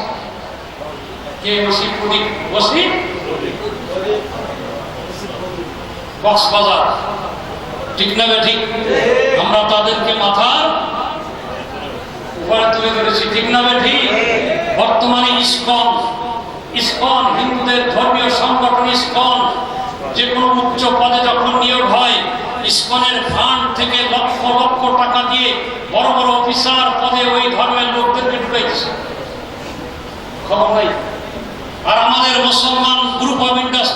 মালিকেরা, বড় বড় গ্রুপ অফ ইন্ডাস্ট্রিজের মালিকেরা, ওনারা বসে বসে শুধু টাকা কামাইতেছে। কি করতেছে? টাকা কামাইতেছে। ইসলাম ধর্মের জন্য, মুসলমানদের জন্য, গরিব অসহায় শিক্ষিত ছেলেদের জন্য কোনো চাকরির ব্যবস্থা তারা করে না। ঠিক না ঠিক? কিন্তু এই ভারত থেকে এসে ইসকন বাংলাদেশের বড় গুরুত্বপূর্ণ পদে পদে ওই পদের সংখ্যালঘুদেরকে ঢুকাচ্ছে। যেখানে বাংলাদেশে 17% ভিন্ন ধর্মের লোকেরা চাকরি পাবে, এখন সেখানে 34% হয়ে গেছে। আর আমরা মুসলমানেরা কি পাচ্ছি না? চাকরি পাচ্ছি না। জানি না আমার এই কথাটার প্রতিক্রিয়া কি দাঁড়ায়, জানি না। আমরা খুব কষ্টের ভিতরে আছি। ঠিক না বেটে? জোরে বলুন, কষ্টের মধ্যে আছি। অতএব সাবধান হয়ে যান, সাবধান হয়ে যান। আমাদেরকে আমাদের আসল ধর্মের নিগুড় তথ্য এবং ওই কাফেরদের ষড়যন্ত্র বুঝতে হবে না হবে। যাই হোক, কি বলতেছিলাম মনে আসে না? নাই কাব ইবনে আশরাফ মনে আছে তো? কে? কাব ইবনে। তো কাব ইবনে আশরাফ বললেন যে ঠিক আছে, তোমরা একটা কাজ করো, তো আখিরি নবীর 4 জন খলিফা আছে, সেই 4 জন পরামর্শক আছে, তার মধ্যে সবচেয়ে ভালো হলো ওমর। কে? তার মানে দেখছি যে ওমর তো গরম মানুষ। কি মানুষ? তো গরম মানুষের কাছে গেলেই ভালো হবে। কাব ইবনে আশরাফ ওই নেতা বলেন, তোমরা দুজনে ওমরের কাছে যাও। কার কাছে? ওমরের কাছে যাও। দুজন কার কাছে আসলো? সাইয়েদনা ওমর ইবনে খাত্তাব রাদিয়াল্লাহু তাআলা আনহুর কাছে গেলেন। যাওয়ার পরে দুইজনে বসলেন, দুজনের কথা শুনলেন। ইহুদি যে যার পক্ষে বিচার দিয়েছেন কে? আমার নবী। যে কে দিয়েছেন? আমার নবী যার পক্ষে রায় দিয়েছেন। তো ইহুদি তখন খুলে বলল ওমরকে যে হে ওমর, ঘটনাটা হলো এরকম এরকম, আমরা দুইজন আমার নবীর কাছে গেলাম, তো যাওয়ার পরে আল্লাহ রসুল আমার পক্ষে রায় দিয়েছে, ও মানতে পারে নাই, ওই জন্য কাব ইবনে আশরাফের কাছে গেছে। কাব ইবনে আশরাফ আপনার কাছে পাঠাইছে। তখন তাকে জিজ্ঞেস করলেন কি ঘটনা ঠিক কিনা? তো আহবার বিশির ইবনে আহবার বলে হ্যাঁ, ঘটনা ঠিক। তাই নাকি? আচ্ছা আচ্ছা, তাহলে একটু অপেক্ষা করো। কি করো? একটু অপেক্ষা করো, আমি একটু আসি। দুজনকে বসাই রেখে হযরত ওমর ঘরের ভিতরে চলে গেলেন। কোথায়? ঘরের ভিতরে গেলেন। ঘরের ভিতরে গিয়ে বদরের যুদ্ধে যেই তলোয়ার ব্যবহার করেছিলেন সেই তলোয়ারটা নিয়ে আসলেন। সুবহানাল্লাহ। কি নিয়ে আসলেন? তলোয়ার। কোন যুদ্ধে?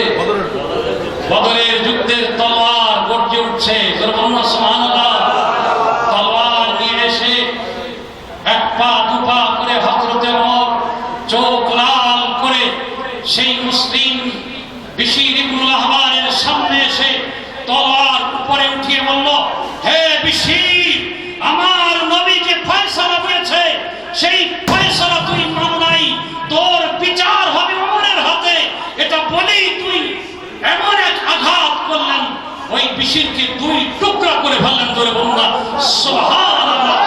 আর বললেন যে নবীর বিচার মানে না, তার বিচার হলো ওমরের তলোয়ারে ভাবি। ধরে বলুন না আল্লাহু আকবার। বলেন না যে নবীর বিচার মানে না, তার বিচার হলো কি? তলোয়ারের আঘাত। জোরে বলুন কি? কার বিচার মানতে হবে? নবীর। জোরে বলুন কার বিচার মানতে হবে? তার মানে কার আইন মানতে হবে? নবীর। নবীর আইন মানতে হবে। আজকে কোথায় সেই নবীর আইন? কোথায় নবীর আইন?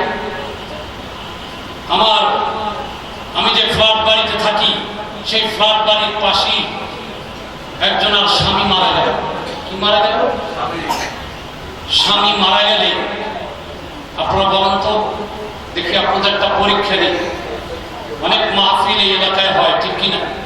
চট্টগ্রামের ভিতরে যত মাহফিল সবচেয়ে বেশি হয় গোয়ালখালী, ঠিক কিনা? এত টাকা আপনারা কোথায় পান আমি জানি না।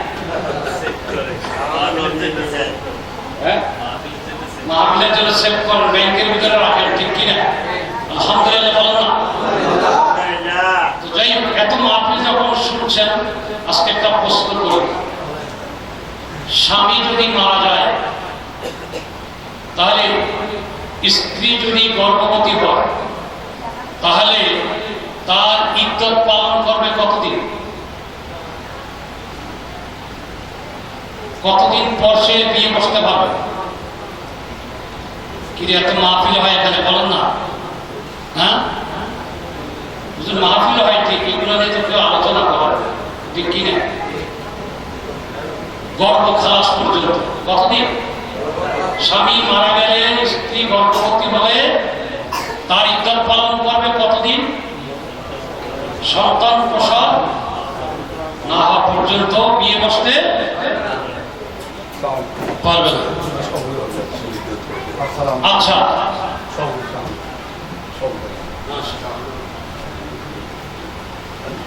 আর যদি গর্ভে যদি সন্তান না থাকে, স্বামী মারা গেল, তাহলে সে কতদিন পর আর একজন স্বামীর সাথে বিয়ে বসতে পারবে? হ্যাঁ,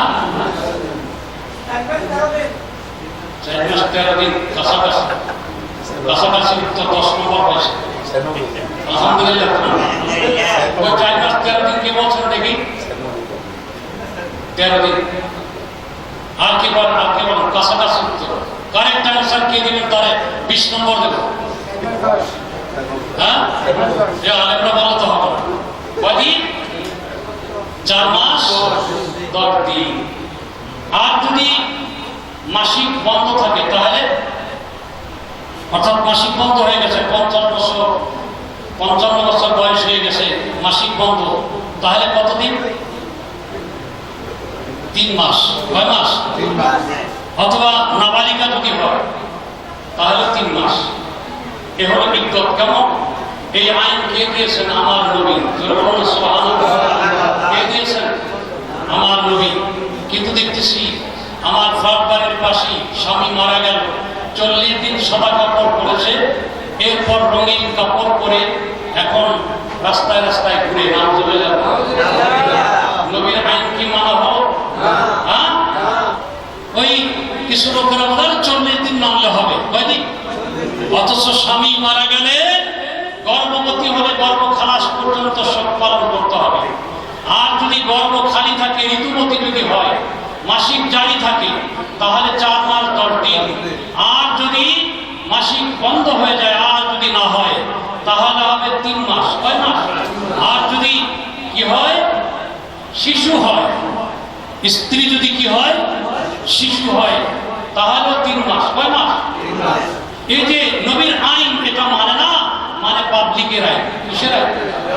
তো পাবলিকের আইন মানা মানে নবীর সাথে যুদ্ধ করা। ঠিক না বে ঠিক? আমার নবীর আইন মানে নাই মুসলিম, ইহুদি মেনেছে। মুসলিম বিশির বিরোধী হবার মানে নাই। আমার নবীর আইন মানে নাই, ওমর ঠিক থাকতে পারে নাই। নবীর আইন যখন মানে নাই, আমি ওমরের ফয়সালা হলো তওবা দিয়ে তাকে 2 টুকরা করে দিতে হবে। জোরে বলুন না সুবহানাল্লাহ। কয় টুকরা করে দিতে হবে? অতএব নবীর আইন যারা মানে না, তারা কাফের। তারা কি? জোরে বলুন কি? যারা নবীর আইন মানে না, তারা কি? আর যদি নবীর আইন অলসতা করে না মানে, তাহলে ফাসিক। কি? আর যদি অস্বীকার করে, যদি অবজ্ঞা করে, যদি না মানে, কি অবজ্ঞা করে, কি হবে? তো মানি না, এরকম যদি হয়, তাহলে কি হবে? কাফের। মনে থাকবে। এজন্য আমার আল্লাহ সূরা মায়েদার মধ্যে 3টা আয়াত নাযিল করেছেন। জোরে বলুন সুবহানাল্লাহ। কয়টা আয়াত? 44 নম্বর। বলেন কয় নম্বর আয়াত? 45 নম্বর আয়াত, 47 নম্বর আয়াত। কয়টা? 3টা আয়াত পাশাপাশি। সুবহানাল্লাহ বলেন। বিসমিল্লাহির রাহমানির রাহিম। ومن لم يحكم بما أنزل الله فأولئك هم الكافرون।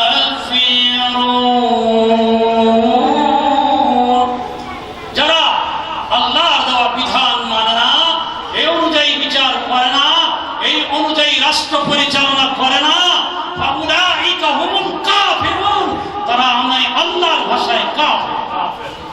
আল্লাহ ভাষায় যদি অস্বীকার কি করে, আর যদি মানে ঠিক কিন্তু তোয়াক্কা করে, কি করে না, তোয়াক্কা করে না, ঘুষ খাইয়া আল্লাহর আইন বাদ দিয়ে ওই আমেরিকা রাশিয়াকে খুশি করার জন্য, ব্রিটেনকে খুশি করার জন্য, পরাশক্তিকে খুশি করার জন্য শুধু অর্থ ব্যবস্থা, শুধু আইন চালু করে, শুধু রাষ্ট্র ব্যবস্থা যদি চালায়, তাহলে ফাউলাইকা হুমুজ জালিমুন, তারা জালেম, তারা কি?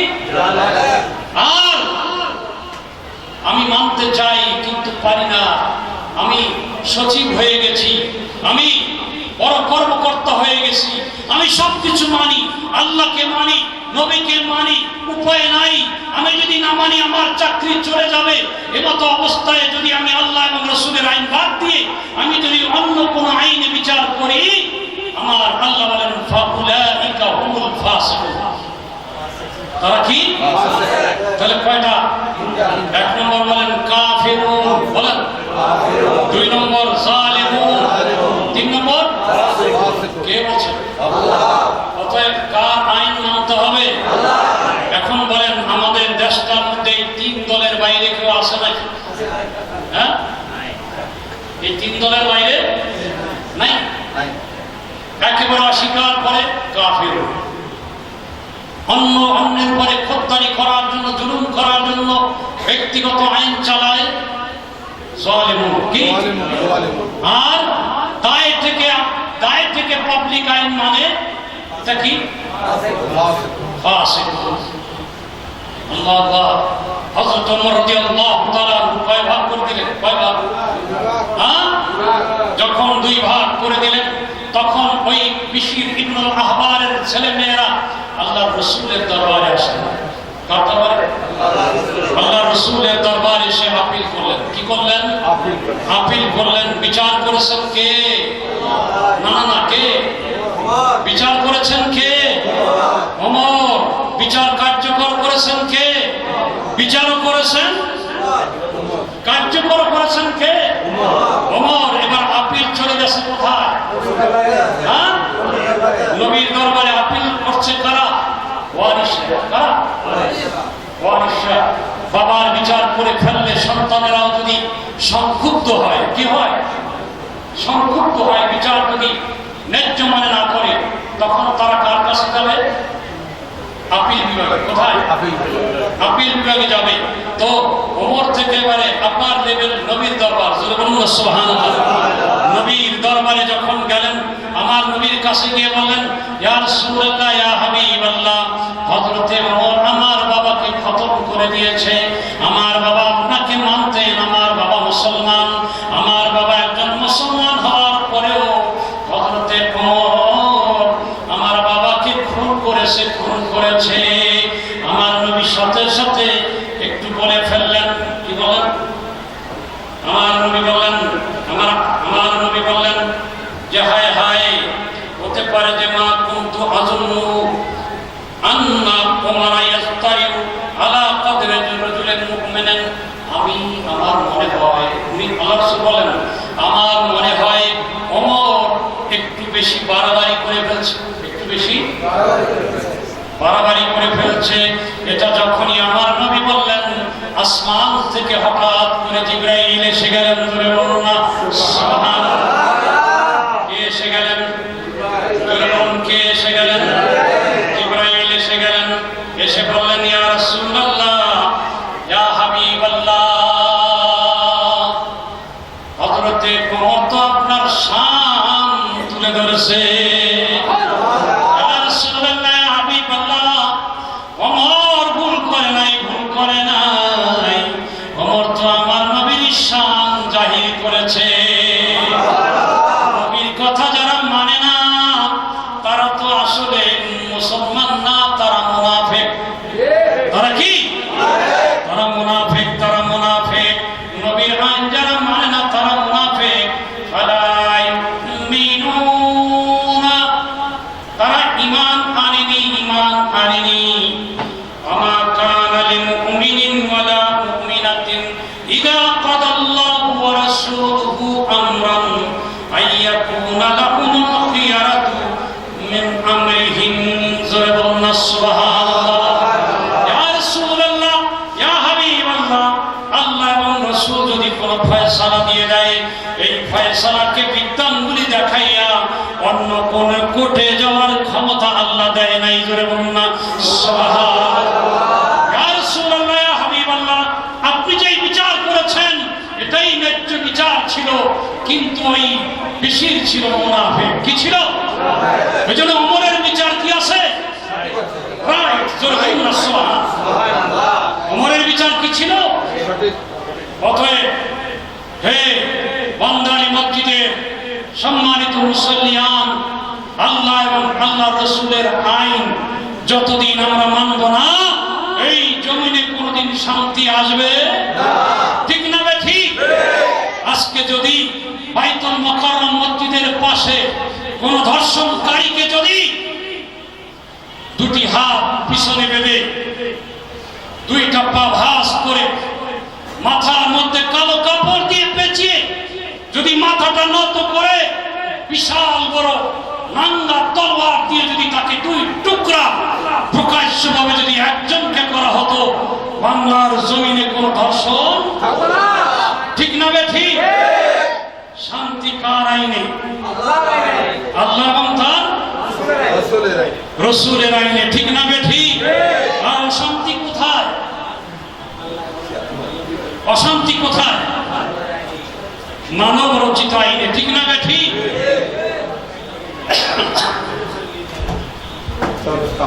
আল্লাহুম্মা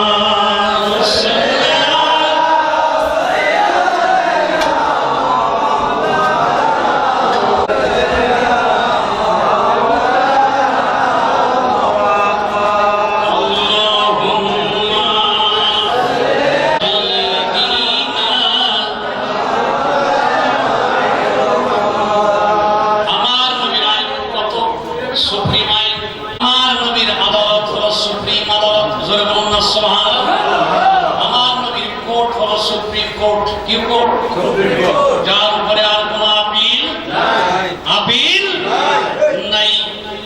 ও আমার ভাইরা, আল্লাহ রসুলের পালক পুত্র, কি পুত্র? নাম হলো জায়েদ। নাম কি? কোরআনে কারীমের মধ্যে একজন সাহাবীর নাম আছে, তার নাম কি? জায়েদ। বলেন না কি নাম? কোরআনে কারীমে একজন সাহাবীর নাম আছে, তার নাম কি? জায়েদ। বলেন কি? হযরত জায়েদ রাদিয়াল্লাহু তাআলা আনহুকে আমার নবী বাজার থেকে ছোট্টবেলায় কিনে এনেছিলেন। আমার নবী লালন পালন করতেন, এজন্য জায়েদকে বলা হতো জায়েদ ইবনে মুহাম্মদ। কি বলা হতো? মানে মুহাম্মদের পুত্র জায়েদ। জাহিলি যুগে কোনো মানুষ যদি কোনো ছোট্ট বাচ্চা লালন পালন করত, তাকে বলা হতো তারই সন্তান, তারই সন্তান। ইসলাম আসার পর বলে দিল, খবরদার খবরদার,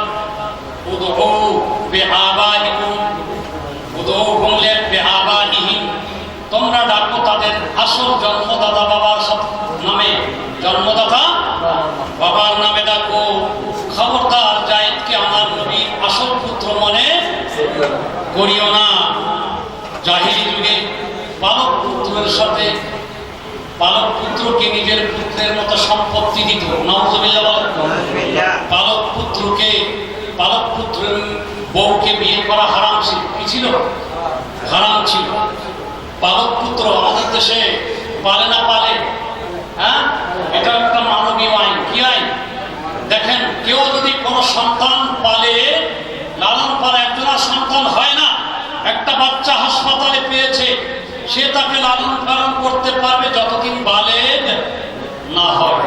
যদি মেয়ে হয়, ওই মেয়ে যদি বালেগ হয়ে যায়, বয়সপ্রাপ্ত হয়ে যায়, তখন ওই বাড়ির পুরুষের জন্য দেখা দেওয়া হারাম। দেখা দেওয়া কি হারাম। আর যদি ওটা পুত্র সন্তান হয়, ছেলে হয়, তাহলে ওই বাড়ির মহিলার জন্য দেখা দেওয়া কি হারাম, যদি বালেগ হয়ে যায়। তো পালতে পারবে কতদিন? হ্যাঁ, কিন্তু আমাদের দেশের মানুষের আইন কি? মানুষের আইন হলো তাকে দেখা দিতে পারবে। ঠিক না বেঠি? এটা কি আল্লাহ রসুলের আইন না মানুষের আইন? হ্যাঁ, মানুষের আইন ক্ষতিকর নাকি উপকার? ক্ষতিকর। পালক কন্যাকে বালেগ হওয়ার পর যতবার ওই পালক বাবা দেখবে ততবার তার জেনার গুনাহ কি হবে? জেনার গুনাহ হবে। খুব কঠিন কথা। কি কথা? কঠিন কথা। এগুলো নিয়ে যে আজকের এই বিষয়টা দেওয়া হয়েছে, এটা কি ভালো হয়েছে না খারাপ হয়েছে? হ্যাঁ, ভালো কথা।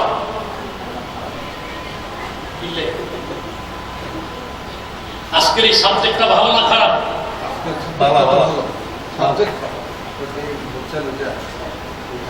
খারাপ না? দেখাটা অর্থাৎ এই যে লালন পালন করার যে বিষয়টা, এটা আজকে আপনাদের ক্লিয়ার হয়ে গেল, ঠিক না ঠিক? খুব সাবধান, খুব সাবধান, খুব সাবধান। যাই হোক, হযরতে যায়েদ রাদিয়াল্লাহু তাআলা আনহু যখন বড় হলেন তখন আল্লাহ রাসূল তাকে বিয়ে দিতে চাইলেন। কি করতে চাইলেন? বিয়ে দিতে চাইলেন। রাসূলুল্লাহ সাল্লাল্লাহু আলাইহি ওয়াসাল্লাম ফুফাতো বোন, কি বোন? ফুফাতো বোন, নাম হলো জয়নব বিনতে জাহাশ। কি নাম? জয়নব বিনতে জাহাশ।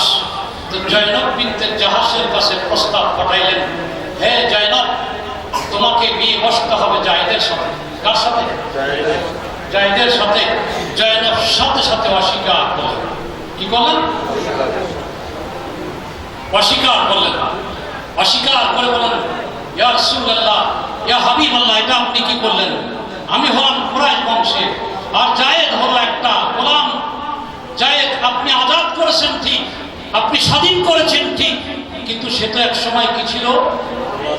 দাস ছিল, গোলাম ছিল।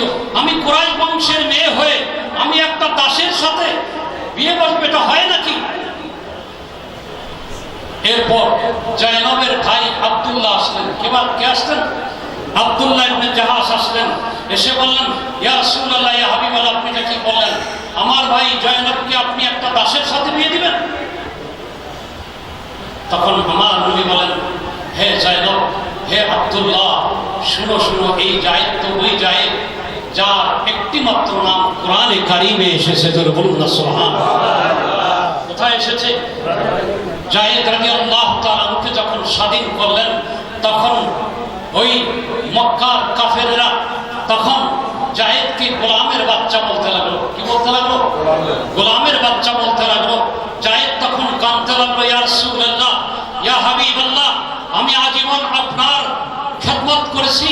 আমি তো আপনার সাথে তায়েফের ময়দানে গিয়েছি, পাথর যখন আপনাকে মেরেছিল আমার গায়ে পড়েছিল।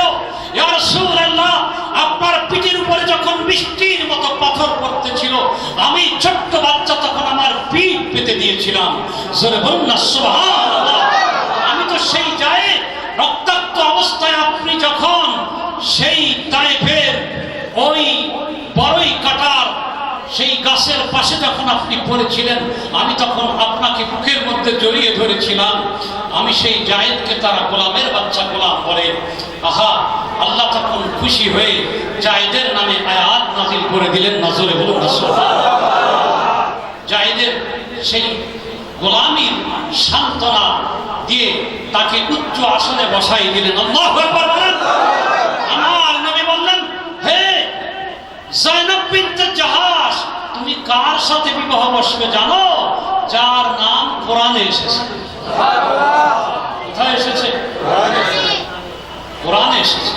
তখন জয়নব বিনা বাক্যে মেনে নিবেন নাকি একটু চিন্তা করবেন? একটু চিন্তা করতেছেন, সাথে সাথে কোরআনের আয়াত নাযিল হয়ে গেল। ইযা কাদাল্লাহু ওয়া রাসূলুহু, আল্লাহ এবং তার রাসূল যদি কোন ফয়সালা দিয়ে দেয়, তখন কোন ইমানদারের অধিকার নাই আইয়াকুনা লাহুল খিয়ারা, কোন বান্দার ইখতিয়ার নাই আল্লাহ এবং তার রাসূলের আইনকে ভায়োলেট করা। জোরে সোরে বলুন না সুবহানাল্লাহ।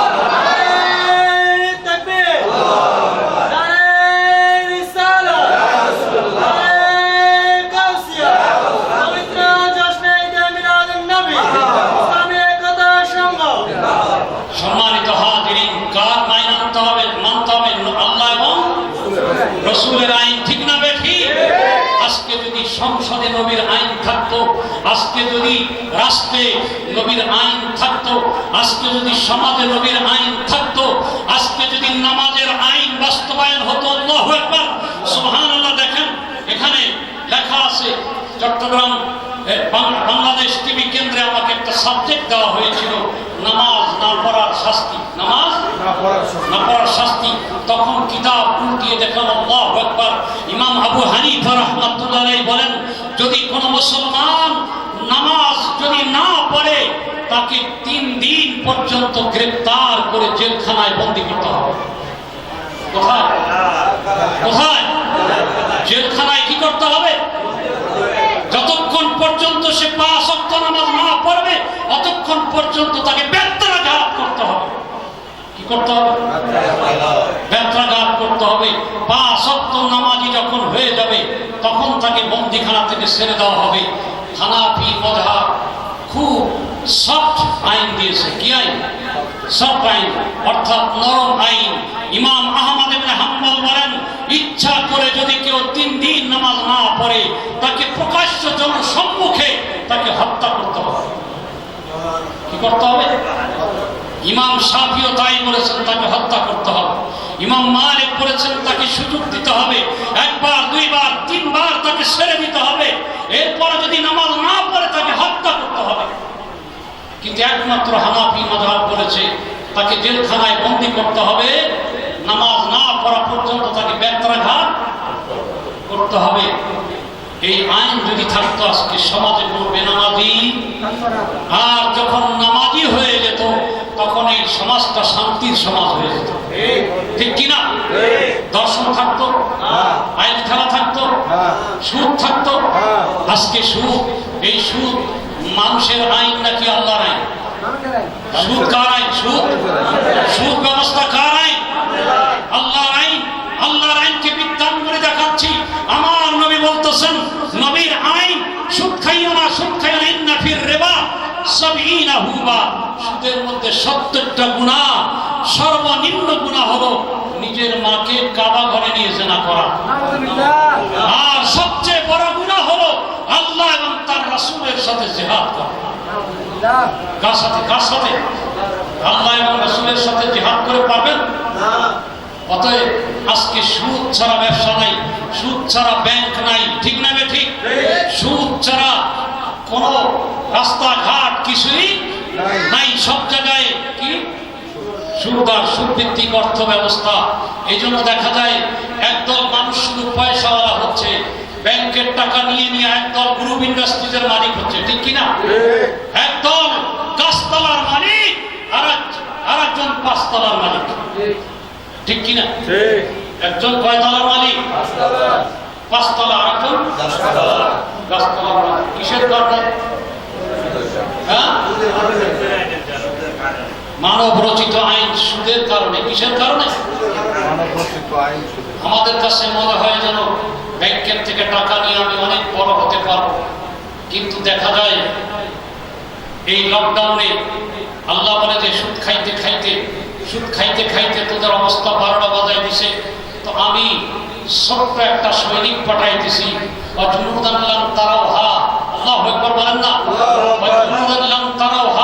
আমি এমন কিছু সৈন্য পাঠাচ্ছি যেগুলো তোমরা দেখবে না। সুবহানাল্লাহ।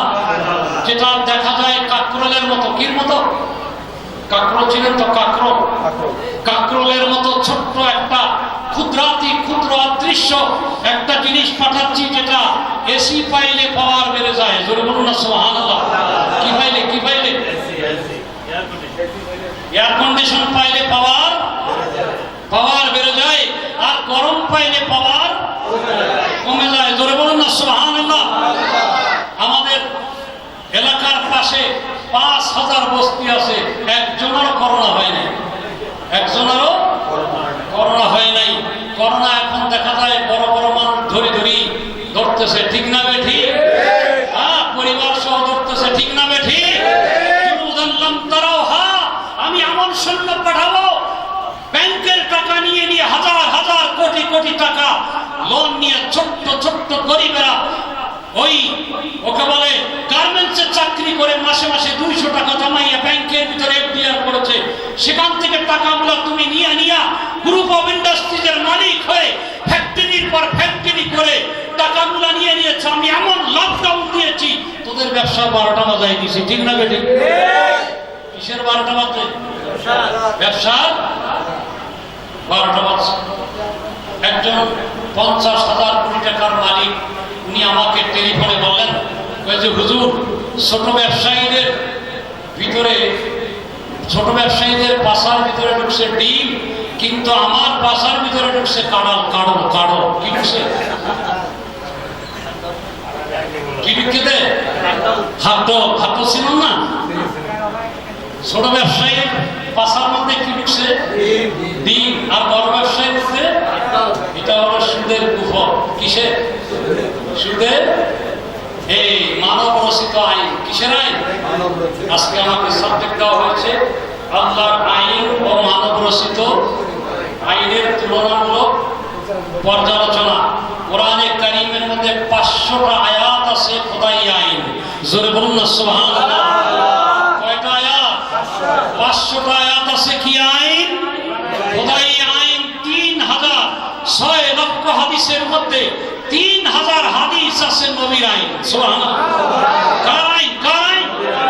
এগুলো কি আজকে একটা রাত্রে বর্ণনা করা সম্ভব? হ্যাঁ, আমি সামান্য কয়েকটা বললাম। সর্বশেষ আইন যেটা নাজিল হয়েছিল আরাফাতের ময়দানে। কোথায়? যেই আইন নাজিল হওয়ার পরে আমার নবীর কাছে আর কোন আইনের আয়াত নাজিল হয় নাই। সেই আইনটার যদি ব্যাখ্যা করি, ওই আয়াতের উপরে আমি ব্যাখ্যা করেছি আমার মধ্যে যে 6 মাস। কয় মাস? 6 মাস। সূরা মায়েদার 3 নম্বর আয়াত। বলেন, সূরা মায়েদার 3 নম্বর আয়াত। আল্লাহ রাব্বুল আলামিন ওই আয়াতের মধ্যে 11টা জিনিস হারাম করেছেন। কয়টা? জোরে বলুন, কয়টা? খুব দরকারি আলোচনা ছিল, কিন্তু এটা এই অল্প সময়ে করা সম্ভব না।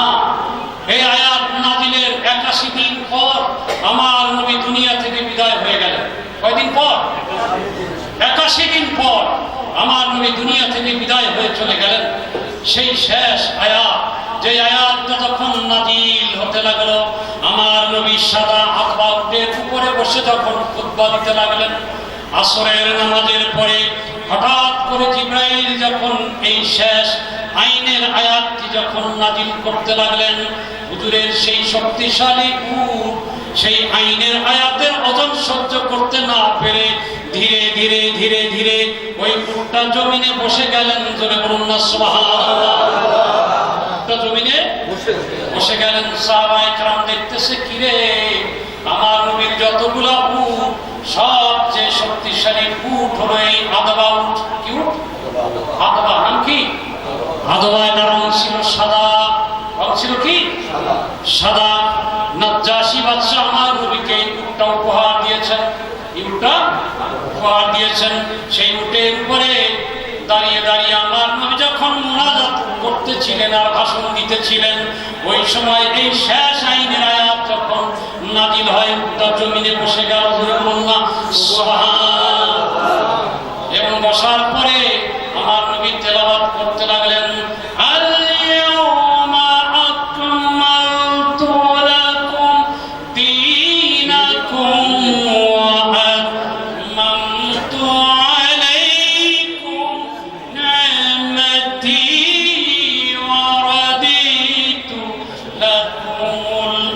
ইসলাম দীনা। জোরে সোরে বলুন না সুবহানাল্লাহ। হে দুনিয়ার মানুষ, আজকের এই শেষ আইনের আয়াত নাজিল করে আমি তোমাদের জন্য আজকে ইসলাম পরিপূর্ণ করে দিলাম। জোরে বলুন সুবহানাল্লাহ। ইসলাম কি করে দিলাম? সেই 11টা জিনিস হারাম করে দিলেন। কয়টা জিনিস? সেই 11টা জিনিসের বিশ্লেষণ যদি এই সমাজের মধ্যে কায়েম হতো, সেই 11টা হারাম জিনিসকে যদি বাংলাদেশের সংবিধানের মধ্যে যদি থাকতো, আজকে দেশ শান্তির ঠিকানা হয়ে যেত। ঠিক কিনা? এই জন্য ইসলামিক ফ্রন্ট, ইসলামী ছাত্র সেনা, আহলুস সুন্নাত ওয়াল জামাত এরা চেষ্টা করতেছে কোরআন সুন্নাহ ভিত্তিক রাষ্ট্র ব্যবস্থা কায়েমের জন্য। জোরে বলুন না। ঠিক না বেঠি? এটা মানুষকে বুঝাই পারতেছি না। মানুষ সব বুঝে না যে কোরআন সুন্নাহ না মানলে কি যে হয়। হয়ে বলতেছে আল্লাহর আইন না মেনে বান্দার আইন যদি মানা হয় ওই বান্দাকে খোদার জায়গায় উঠানো হয়। কোথার জায়গায়? বান্দার আইন মানলে কার জায়গায়? বান্দাকে কোথায়? আল্লাহর জায়গায় স্থানান্তর করা হয়, নবীর জায়গায় স্থানান্তর করা হয়, নবীকে অবজ্ঞা করা হয়, আল্লাহকে অবজ্ঞা করা হয়। এজন্য আমার ভাইয়েরা আপনারা চেষ্টা করবেন, চেষ্টা করবেন। হযরত ইব্রাহিম খলিলুল্লাহ আলাইহিস সালামকে যখন আগুনের মধ্যে ফেলানো হলো, আগুন যখন দাও দাও দাও দাও করে জ্বলতেছে, তখন একটা ব্যাঙ লাফাইতে লাফাইতে আসতে লাগলো। সুবহানাল্লাহ। এটা বুড়ো বুড়িদের মুখে শুনছিলাম, পরে আমি হাদিসের মধ্যে পেয়েছি। সুবহানাল্লাহ। একটা ব্যাঙ লাফাইতে লাফাইতে আসছিল, এসে লাফ দিয়ে আগুনের ভিতরে একটু প্রস্রাব করে দিয়েছিল। সুবহানাল্লাহ। আমার আল্লাহ কুদরতি হাসি হাসছিলেন। কি হাসি? কুদরতি হাসি হাসছিলেন। বলে ব্যাঙ, তোর প্রস্রাবে তো নমরুদের দাও দাও করা আগুন কোনদিন নিভবে না, তবুও তুই আজকে চেষ্টা করলি, যা ও ব্যাঙ, আজকে আমি তোর প্রস্রাবকে হালাল করে দিলাম। তোর প্রস্রাবকে পাক করে দিলাম। আমার কোন বান্দার লঙ্গিতে, পায়জামায়, কাপড়ে যদি ব্যাঙের প্রস্রাব লাগে, তা দিয়ে নামাজ পড়লে নামাজ হয়ে যাবে। কি হয়ে যাবে? আর নমরুদ যখন পাখিতে সওয়ার হয়ে আল্লাহকে তীর মারতে গেল, কি মারতে? কাকে? কারে তীর মারতে গেছে? আল্লাহকে বলে তীর মারি ফেলবে, নাউজুবিল্লাহ। না, শকুন উঠতে উঠতে উঠতে উঠতে উঠতে উঠতে অনেক পরে গেছে, ধারালো তীর যখন ফুস করে মেরে দিল, আল্লাহ তখন হাসতেছে। সুবহানাল্লাহ। কাকে তীর মারে? আল্লাহকে তীর মারে। তো আল্লাহ তখন বললেন নমরুদকে একটু আশ্বস্ত করতে হবে। কি করতে হবে? তাকে একটু সান্ত্বনা দিতে হবে। আল্লাহ তখন মাখলুকাতের দিকে তাকিয়ে বললেন, হে মাখলুকাত, তোমাদের মধ্যে কে আসো, আমাকে একটু রক্ত দাও। কি দাও? রক্ত দাও। তখন সাগরের মাছ লাফ দিয়ে উঠে রক্ত দিয়েছিল। জোরে বলুন না সুবহানাল্লাহ। কি দিয়েছিল? রক্ত দিয়েছিল। সেই রক্ত ওই তীরের মাথায় দিয়ে ওই তীরটা জমিনে ফেরত গেল। নমরুদ ওই তীরটা দেখায় বলতেছে, ও ইব্রাহিম, তোর খোদাকে মারি ফেলছি। জোরে বলুন না। সেই দিন মাছ কি দিয়েছিল? জোরে বলুন, কি দিয়েছিল? রক্ত দিয়েছিল। আর আল্লাহ ঘোষণা দিলেন, সাগরের যত মাছ আছে, স্থলভাগের কত প্রাণী ছিল, কেউ রক্ত দিল না। সাগরের মাছ, তুমি লাফ দিয়ে আমাকে একটু রক্ত দিলা। স্থলভাগের প্রাণীরা তোমরা মারা গেলে তোমরা হারাম, কিন্তু সাগরের মাছ মারা গেলে আমি কুদরতি জবানে ঘোষণা দিলাম, সাগরের মরা মাছ হালাল। জোরে বলুন না। সাগরের মরা মাছ কি? হালাল। এই জন্য আমার ভাইয়েরা, আমার আল্লাহ আমার রসুলের সেই দাঁত ভাঙা আইন, ওহদের যুদ্ধে আমার নবী রক্ত দিয়ে যে ইসলামের তরি ভাষায় ছিলেন, সেই তরিকে যারা সংসদে নিতে চায়, কোরআন সুন্নাহ ভিত্তিক রাষ্ট্র ব্যবস্থা কায়েমের জন্য সুন্নি আন্দোলনের সৈনিক, তাদেরকে যারা সাহায্য করবে, আল্লাহ তাদেরকে কিয়ামতের ময়দানে ডাক দিয়ে বলবে, আয় নবীর কিস্তিতে আয়, আহলে বাইতের কিস্তিতে চলে আয়। জোরে বলুন না। ঠিক না বে? ঠিক। রাজি আছেন না? নাই? কে কে রাজি? একটু হাত তুলে দেখান।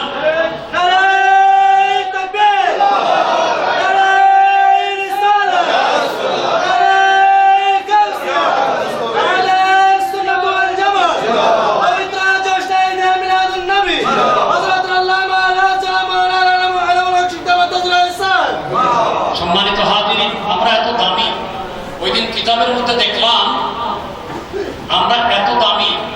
খুব গুরুত্বপূর্ণ একটা কথা বলছি, সবাই কান লাগাই শুনে, অত্যন্ত জরুরি কথা।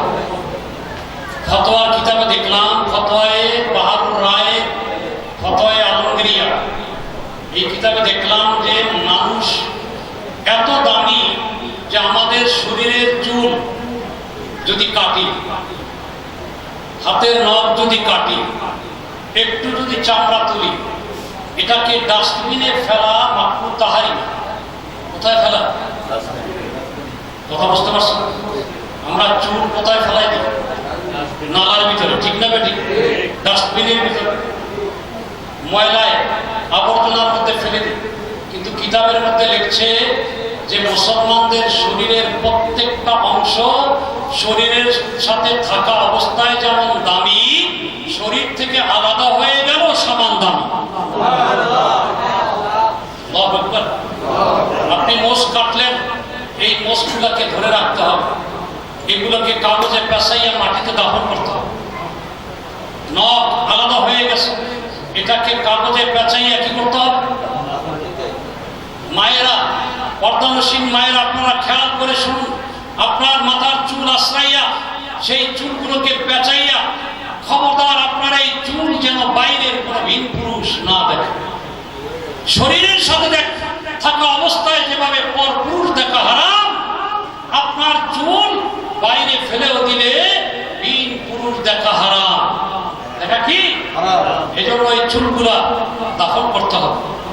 অনেক মহিলারা আছে চুলগুলা রেখে দেয়, ফেরিওয়ালা আসলে কি করে? ঠিক না বেঠিক? পয়সা হামাল্লা জামাই বললা বলি আর কিছু দেখে, ঠিক না বেঠিক? সটফুটে হাই বললাই না? হ্যাঁ, হায় হায় হায়, নাউজুবিল্লাহ। আমাদের দাম এত বেশি, আল্লাহু আকবার। আমাদের দাম এখন থেকে শরীর থেকে চামড়া উঠে গেলে, শরীরের কোনো অঙ্গ কাটি ফেললে, নখ বলেন, চুল বলেন, গোশ বলেন, দাড়ি বলেন, গোপন জায়গার লোম বলেন, সব কিছু শরীর থেকে আলাদা হয়ে গেল, তার দাম আছে না নাই? এগুলোকে কি করতে হবে? এটা অনেকে জানে, অনেকে ঠিক কিনা, আবার অনেকে জানে কিন্তু মানে না, জানে কিন্তু মানে না। মানবেন তো আজকে থেকে ইনশাআল্লাহ? আমরা এত দামি, এই দামি কেন? এই দামি এই জন্য হবো যে আল্লাহ এবং তার রাসূলের আইন আমরা যদি মানি, আমাদের প্রত্যেকটা রক্তের ফোঁটা, প্রত্যেকটা শরীরের টুকরা আল্লাহর কাছে দামি।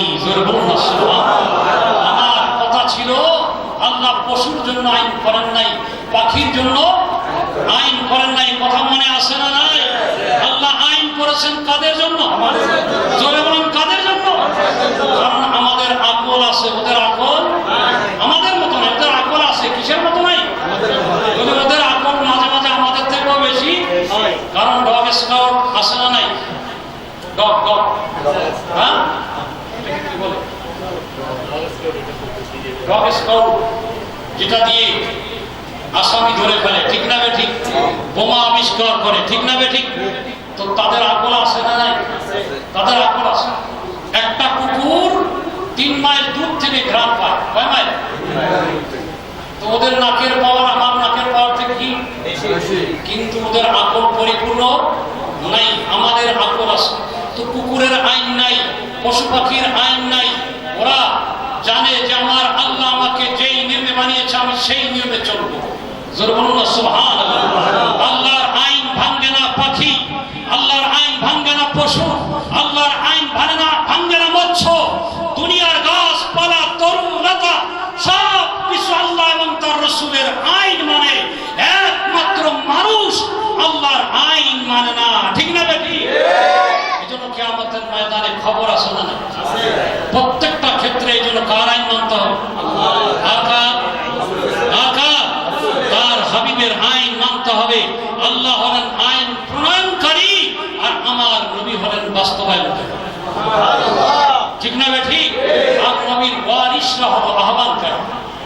কি করি আমরা? আজকে আপনাদেরকে আহ্বান করে গেলাম, ওমা আলাইনা ইল্লাল বালাগ।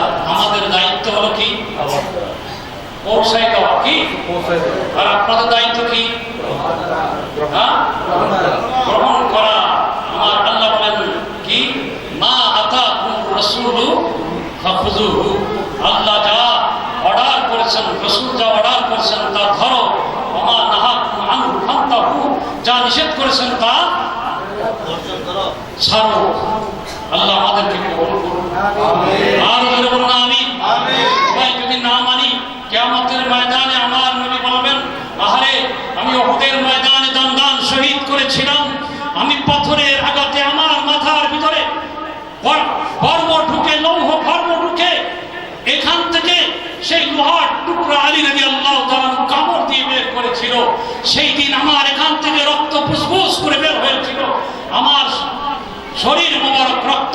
হয়ে গেছিল, কিন্তু আমি নবীর সুন্নাত তোমরা মান নাই। আহারে, এজন্য আমরা হলাম আহলুস সুন্নাহ, আমাদেরকে আগেই মানতে হবে, ঠিক না বেঠি? যারা আহলুস সুন্নাহ তারাই সুন্নাত আগে মানতে হবে। আল্লাহ আমাদেরকে তৌফিক দান করবা। আর যারা বলুন আমিন। খাওয়ার সুন্নাত আছে না নাই? খাইতে গেলে নবীর আইন, শুইতে গেলে নবীর আইন, হ্যাঁ, বাজারে গেলে নবীর আইন, সংসার করতে নবীর আইন, বিয়ে করতে নবীর আইন, পরিবেশ চালাইতে নবীর আইন, রাষ্ট্র চালাইতে নবীর আইন, সংসদ চালাইতে নবীর আইন, সর্বক্ষেত্রে কার আইন? নবীর আইন। জোরে বলুন না সুবহানাল্লাহ। যখন আপনি সব জায়গায় নবীর আইন চালাবেন, তখন দেশটা হবে বেহেশতের মতো শান্তিময়। জোরে বলুন না সুবহানাল্লাহ। وآخر دعوانا أن الحمد لله رب العالمين. السلام عليكم ورحمة الله وبركاته.